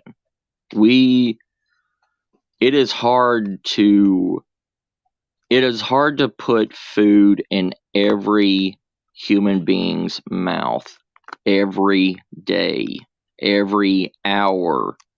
Oh, I know. 90% of people. Matt, yeah. If it's not that it's too hard to get food or that kind of thing, then it's really my birds eating it out of my mouth. Okay, I hear the struggle of getting food to the mouth. All right. Yeah. But the thing is the supply and demand of our already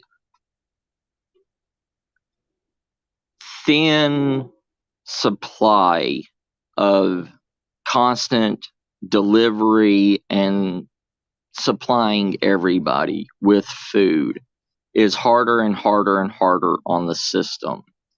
Well, you got to remember too, what do you consider food? Because some food is poisonous to others, but other people can eat it, therefore still classified as food.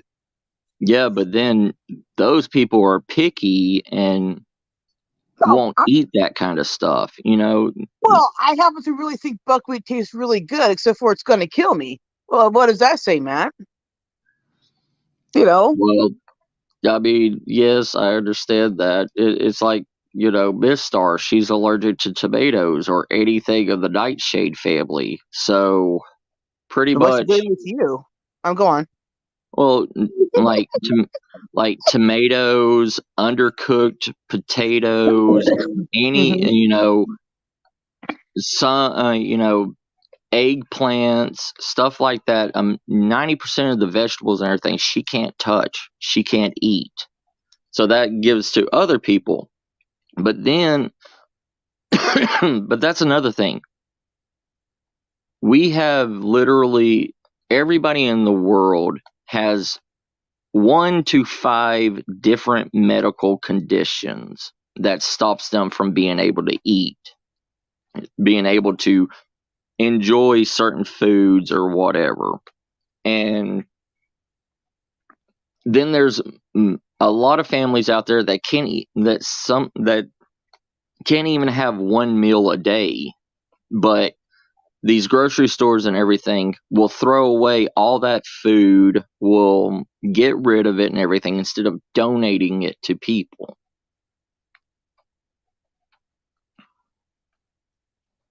All right. Yeah, but it's like, you got, see, that's the thing it is. Because of all the laws around and stuff. Yeah, Unicorn, I understand. It's because of like the laws and stuff like that. Like people that can like literally give food away at the end of the day, like stores and stuff like that, they can't because they'll get sued, whether it be for a person or an animal now, like because that happens all the time. Yeah. But people can't take responsibility for the fact that I got free to discounted thing. Maybe I should be cautious of it, but don't have to like take it out on the people that are giving it out because it's an opportunity to eat. I mean, yeah, the trash can and that kind of shit too. Well, let me answer Unicorn real quick. Oh, sure, do that. See, Unicorn, yeah, there's plenty of food in grocery stores and everything. Like what you said, that food costs money, and the price of that food continuously raises in the grocery stores. So the grocery stores have plenty of food in them. But the majority of humans in today's standards and everything, it is easier and quicker for them to go to a fast food restaurant or some chicken stop or whatever to go get their food.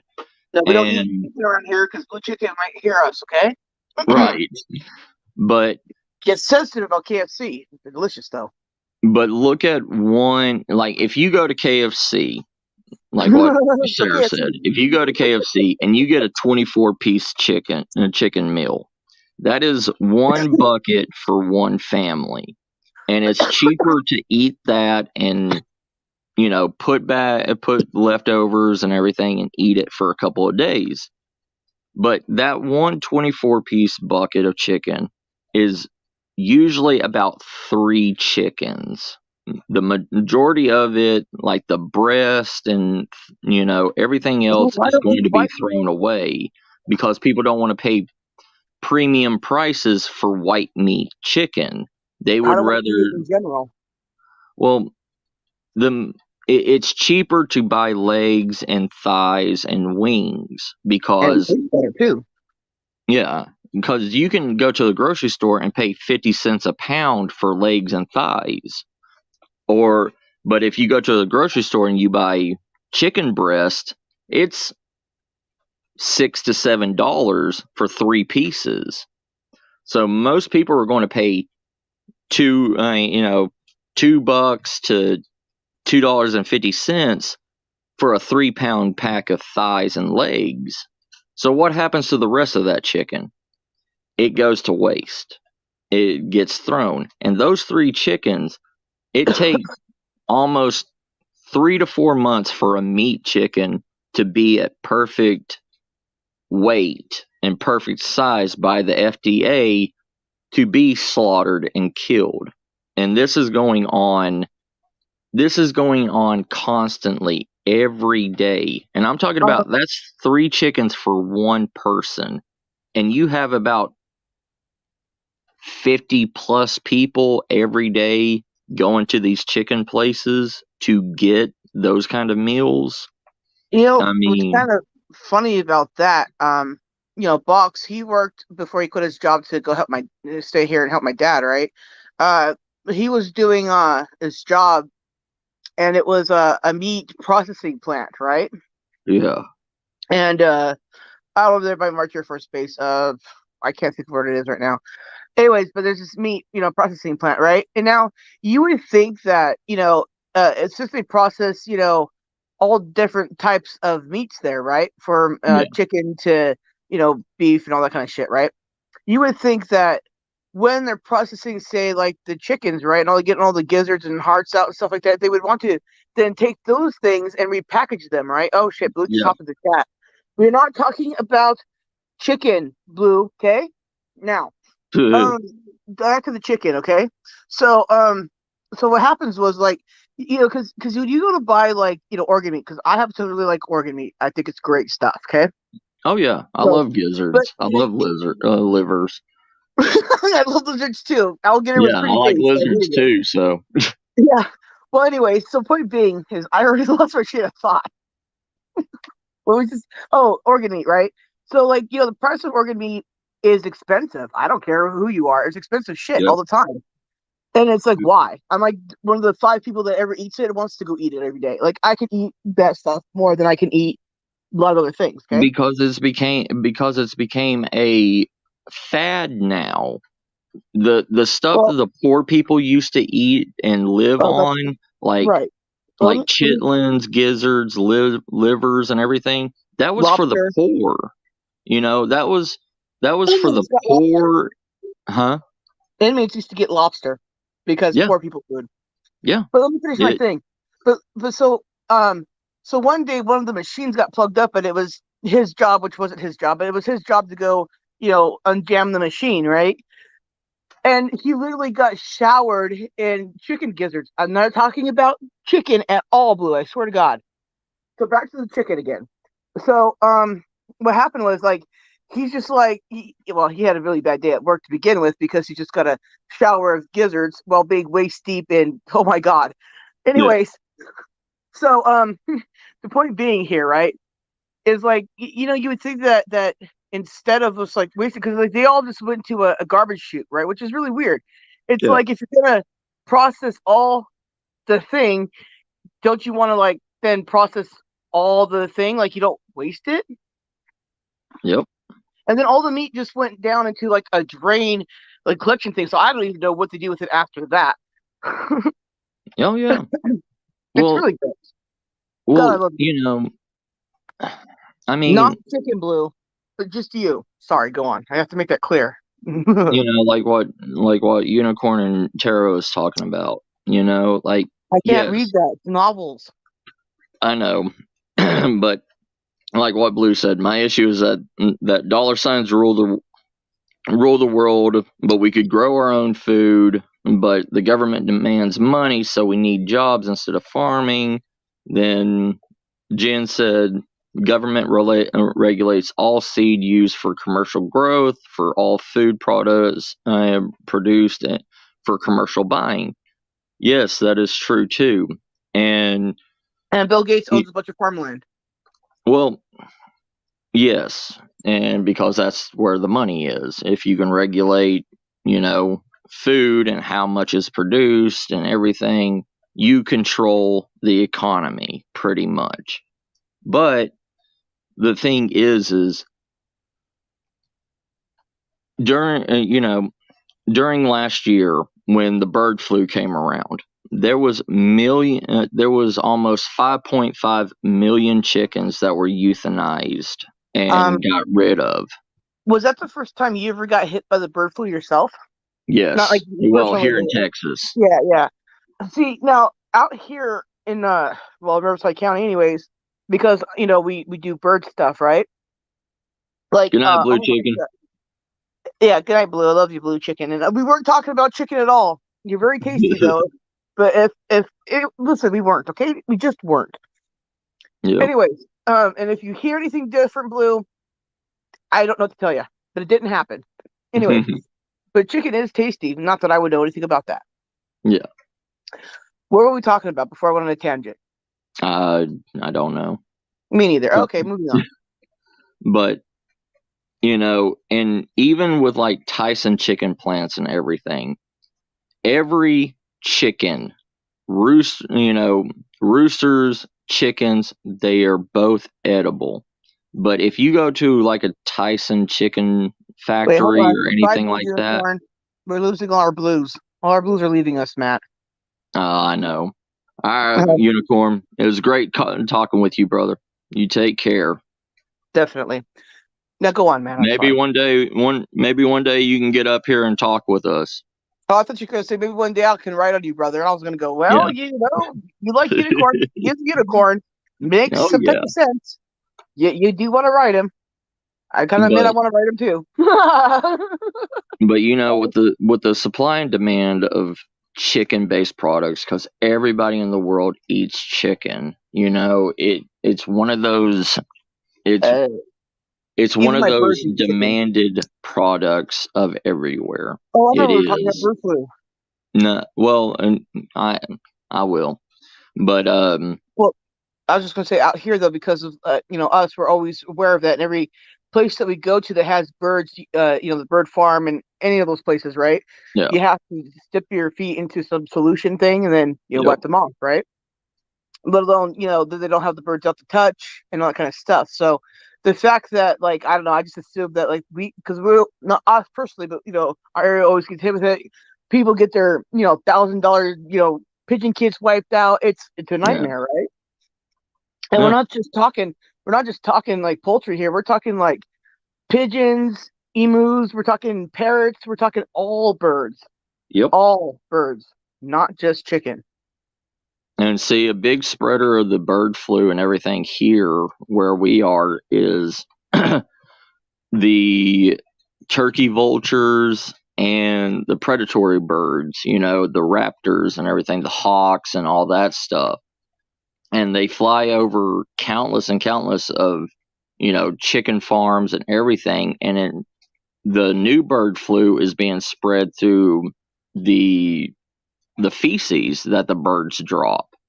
And you literally cannot stop, birds from crapping, Oh my God, it's an impossibility. Yeah. I can't even stop crapping. And not that I poop, I just said in chat I didn't. Shit. One of those lie. Go on.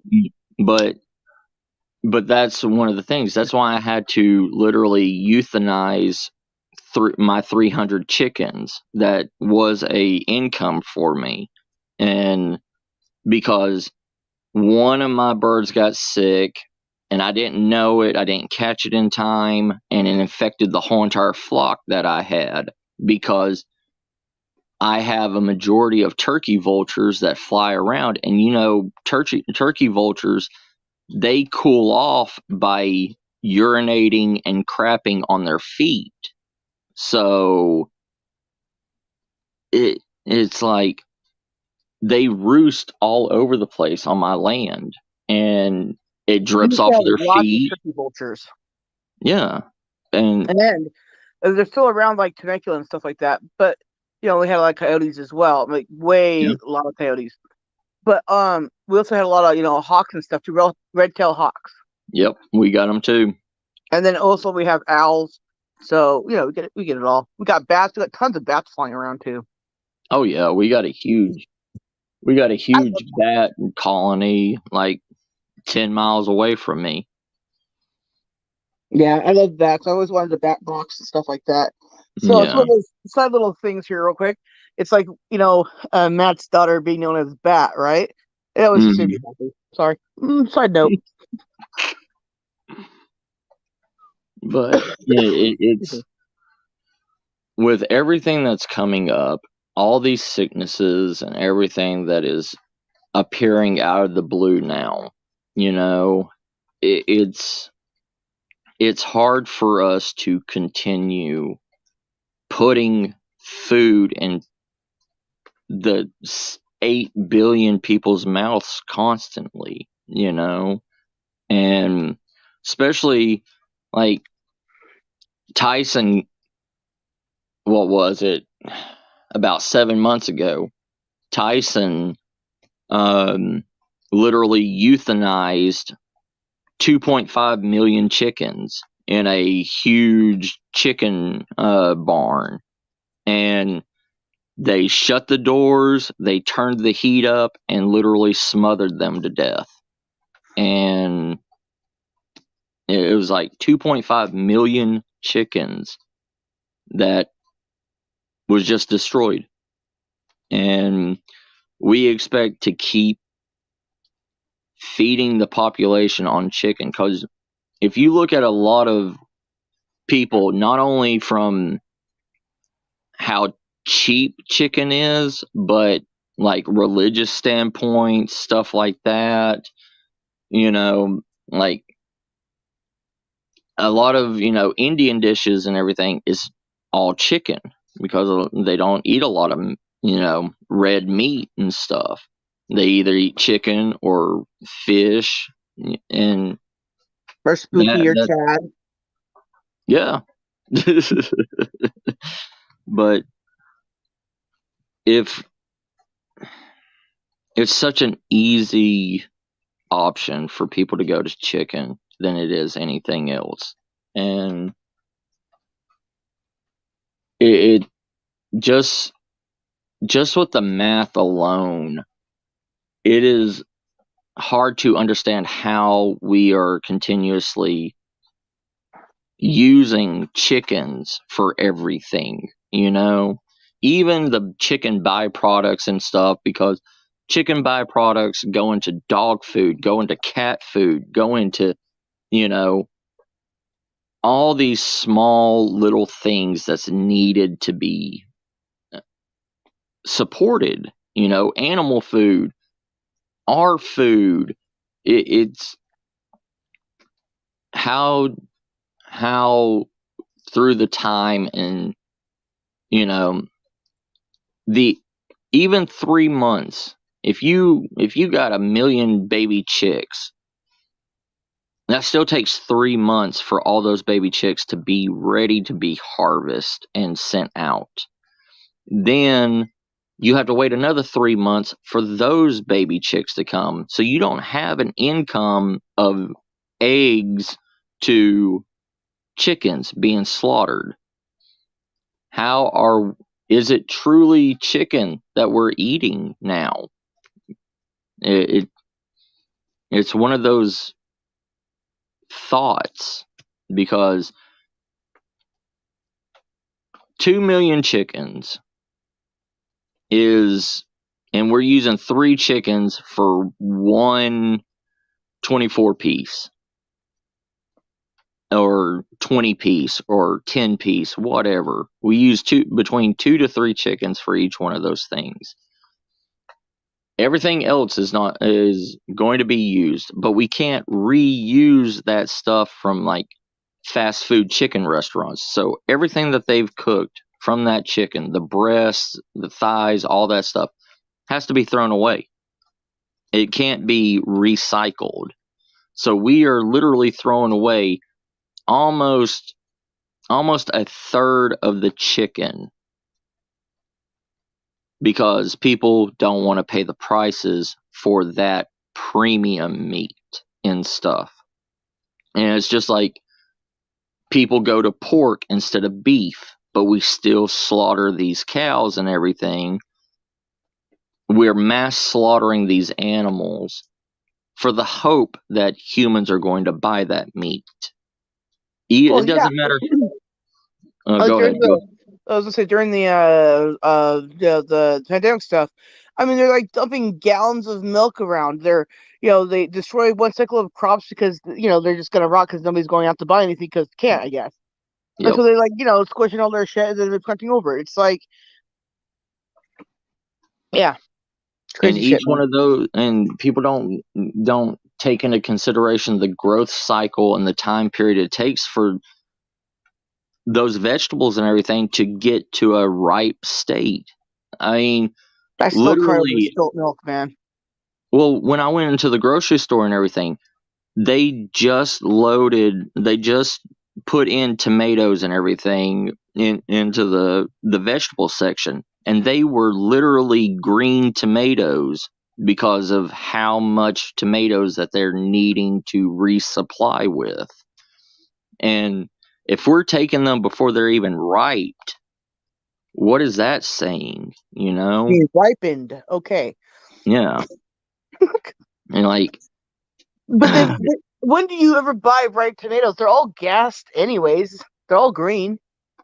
Well, but that's the thing. That's why people don't buy green tomatoes. I mean, that was a staple of the South, was green tomatoes, fried green tomatoes, because of the tanginess of it, and it was easier to take a green tomato off of the vine, and it can last longer because it will have to ripen from that green state to a ripened red state. And if you don't eat the green tomatoes the way that they are green, you just put it in the sunlight and everything, and it will turn red.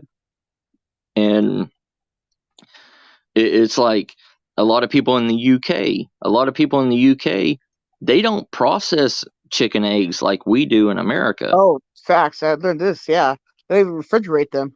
Yeah, and they stay forever for months. But look at all the eggs that are continuously cleaned, washed off, and put in a cooler.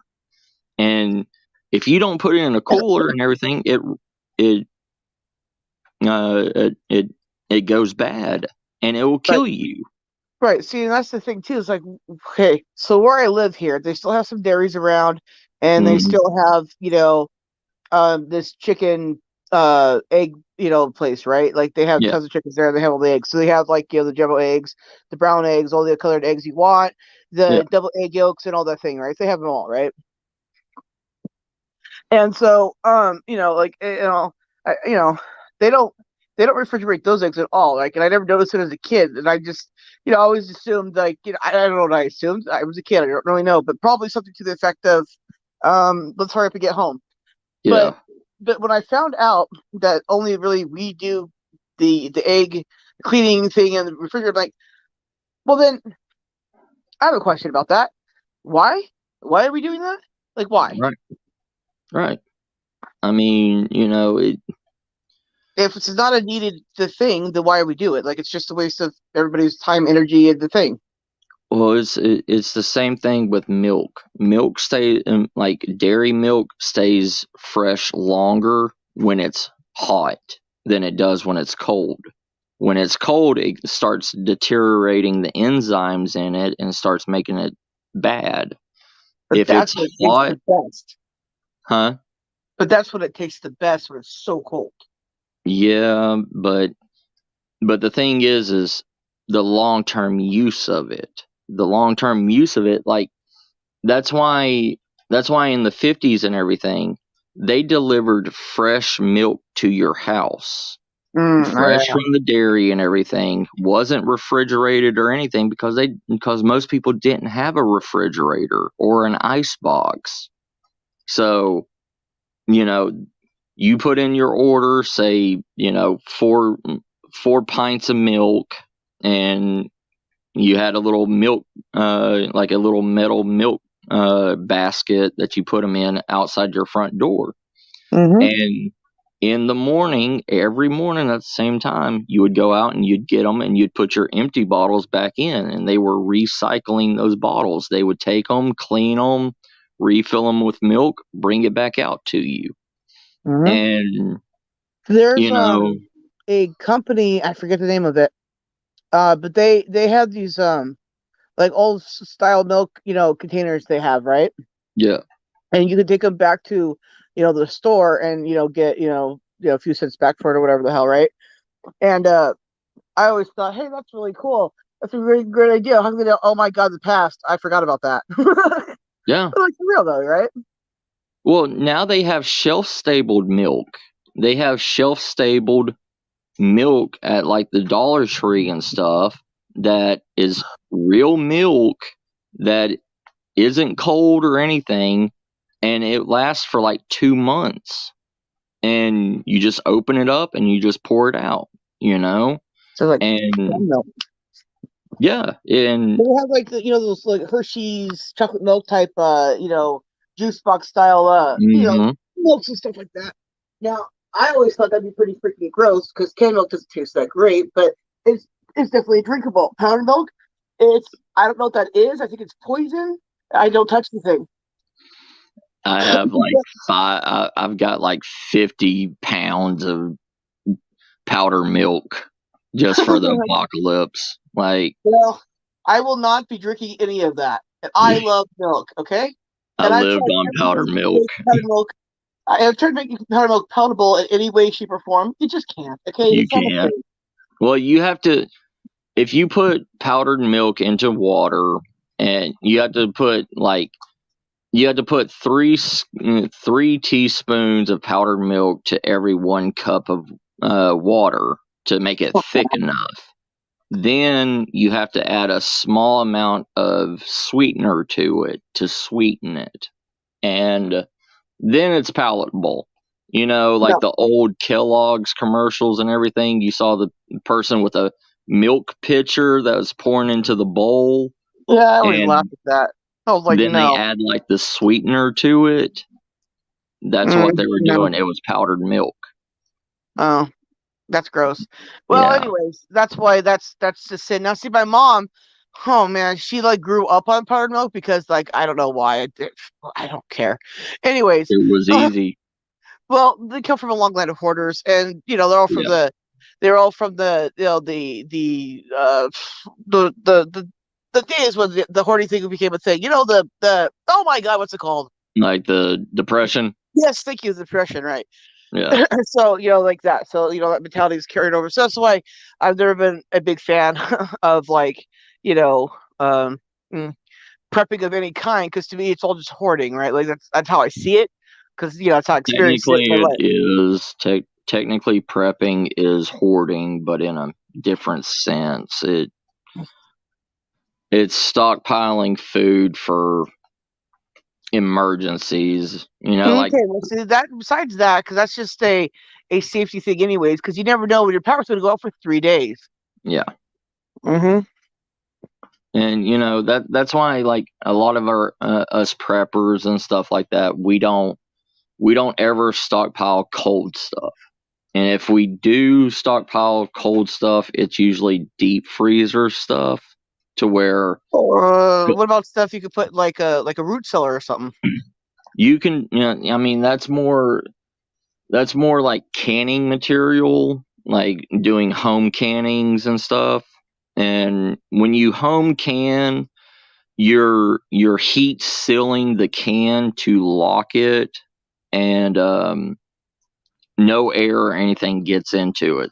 That's what the root cellars were for dried meat, like salted pork, beef jerky, stuff, dried fish, then all your pre-canned, your pre-canned glass mason jars of all your stuff. And and not a lot of people have root cellars anymore. I mean, unless you. Well, I just assumed you had like 50 of them, okay? Yeah. That and some other bunkers or something. Listen, I don't know what you do. You're like, I'm playing with my wood today, but secretly I'm digging a hole. I mean, most places you can dig a root cellar again, but it's a lot of people nowadays can't build a right root cellar because we've lost that knowledge to build a perfect root cellar. So, and the unstability of a root cellar collapsing in is always a fear. And well, that's just in Florida because they're living in a swamp. Oh no! Matt, just a guess. Florida's the worst. Come on. Well, I mean, if you do dig like 15 feet into Florida, you're going to take on water. And then your house will fall in, you'll fall in, and then there you go. Your neighbor's gone, finally. But, like here in Texas, you could barely dig 3 to 4 foot before you hit bedrock. So there's you can't make root cellars out here. That's why the Mormons moved up more in the Midwest and up north, is because it had deeper dirt you can dig into, and yes. It's I don't trust root cellars. I don't. So are you saying you're better at building a pole than you are digging a hole? Yes. I'm good at filling a hole. Right. But I believe you have to pitch a tent first to fill that hole. Oh yeah. I always got to process my wood before I fill a hole. I know. All right. Who knew survival was such smutty stuff? I know, right? Right. Oh, there's so many sexual terms in survival. I mean, Well, it's like birds. It's got your tits, your cocks, your boobs. Yeah. And you got all kinds of good things you can say there. You're flockers. I gotta split my wood. I gotta drill a hearth board. I gotta put pressure on the spindle to make a bow drill. I mean, like, yeah. See, I just hug my wood and kiss it. I got an eye hole socket to put wood in so I can drill into my wood. Wood is so complicated. Yeah, holes are easier. The fuck. So many things you can do with wood. You can strip the bark off. Strip the bark off of wood. You can process the bark of the wood. You can, you make a bird nest. You gotta put your wood dust. You gotta put your wood dust in the bird nest. Yeah, I gotta hang out with all the woodpeckers. It's 420. Oh yeah. Anyways, but yeah, the woodpecker. Oh my god! Listen, and all we're talking about is wood and birds. Always. Right? Oh my god! All right, I'm gonna get off of here. I'll probably do another live stream here early in the morning. The Good Morning Survival Show. You always say that, and then I stay up and you never do. And then every time I go to bed because you just haven't got on yet, it's like you go live. So, I know, right? My God. Yeah, it's starting to pour down rain again. So listen, we'll go backstage for that. Okay, go on. It's starting to get moist and wet. Oh yeah, it's gonna be moist and wet here tomorrow and Tuesday, hopefully. It's like 90% humidity now. That cold breeze is making that water cold. So shrinkage is occurring. My God. Oh, trust me, shrinkage happens all the time in survival situations. You're like, I don't want to survive that bad.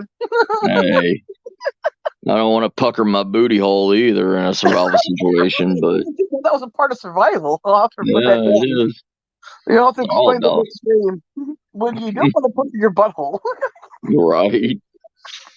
In a survival situation, you got to clench your butt cheeks and kiss your ass goodbye. Right? Yeah. We all have the same outcome, 100% death. Right. Yep. All right. Yeah. I'm going to go get some food and everything. Everything should be opening now. I love it. I love what you say. I'm going to get some food and everything. I'm going to get something and everything. It's like, well, I thought you just get the one thing. What everything else do you need? I need everything, ma'am. I need everything. Have you not seen one of my shopping lives? Yes, I have. I believe I outslutted everybody in chat. Right? So you got Chad Smith going, oh my God, Sarah. See, that's why they never have me on. I always make Chatty. Wait until me and Chatty do a collab. Wait until I go meet Chatty, and I'll have that boy, red as a baboon's ass. Right, because as we all said, he's never had sex before. I'll be that boy's wingman. I'll be the first to take his Hershey kiss. Oh, yeah, I was gonna say, dear Chad, I'm gonna pucker up. You're right. Let me teach you the survival technique here. Wait until I pull up to Spooky Morales' house in my RV and say, "You want some candy?" Well, I'll have to meet you there because I'm really close to him. Right. I'll grab you and we'll go meet over there. I ask him if he wants candy. He's like, guys, what? I'll be like, I'm here for your pool boy services. Yeah, Jim and I would be give some weed and Beth's like, you want candy, Spooky? Come here, little boy. Oh my God. Testing out the new 1080p. All right, Wally brother. All right, I'm gonna get up off of here, and I love you all, family. Y'all have a great one. Thank you, Sarah from My Flock, coming up here. Thanks for letting me come up, and also thanks for going live when I'm actually still awake. That was pretty based. Right. All right. I love y'all. Y'all take care, fam. Oh. Later on. Bye, everybody. Let me do this. Bye, everybody.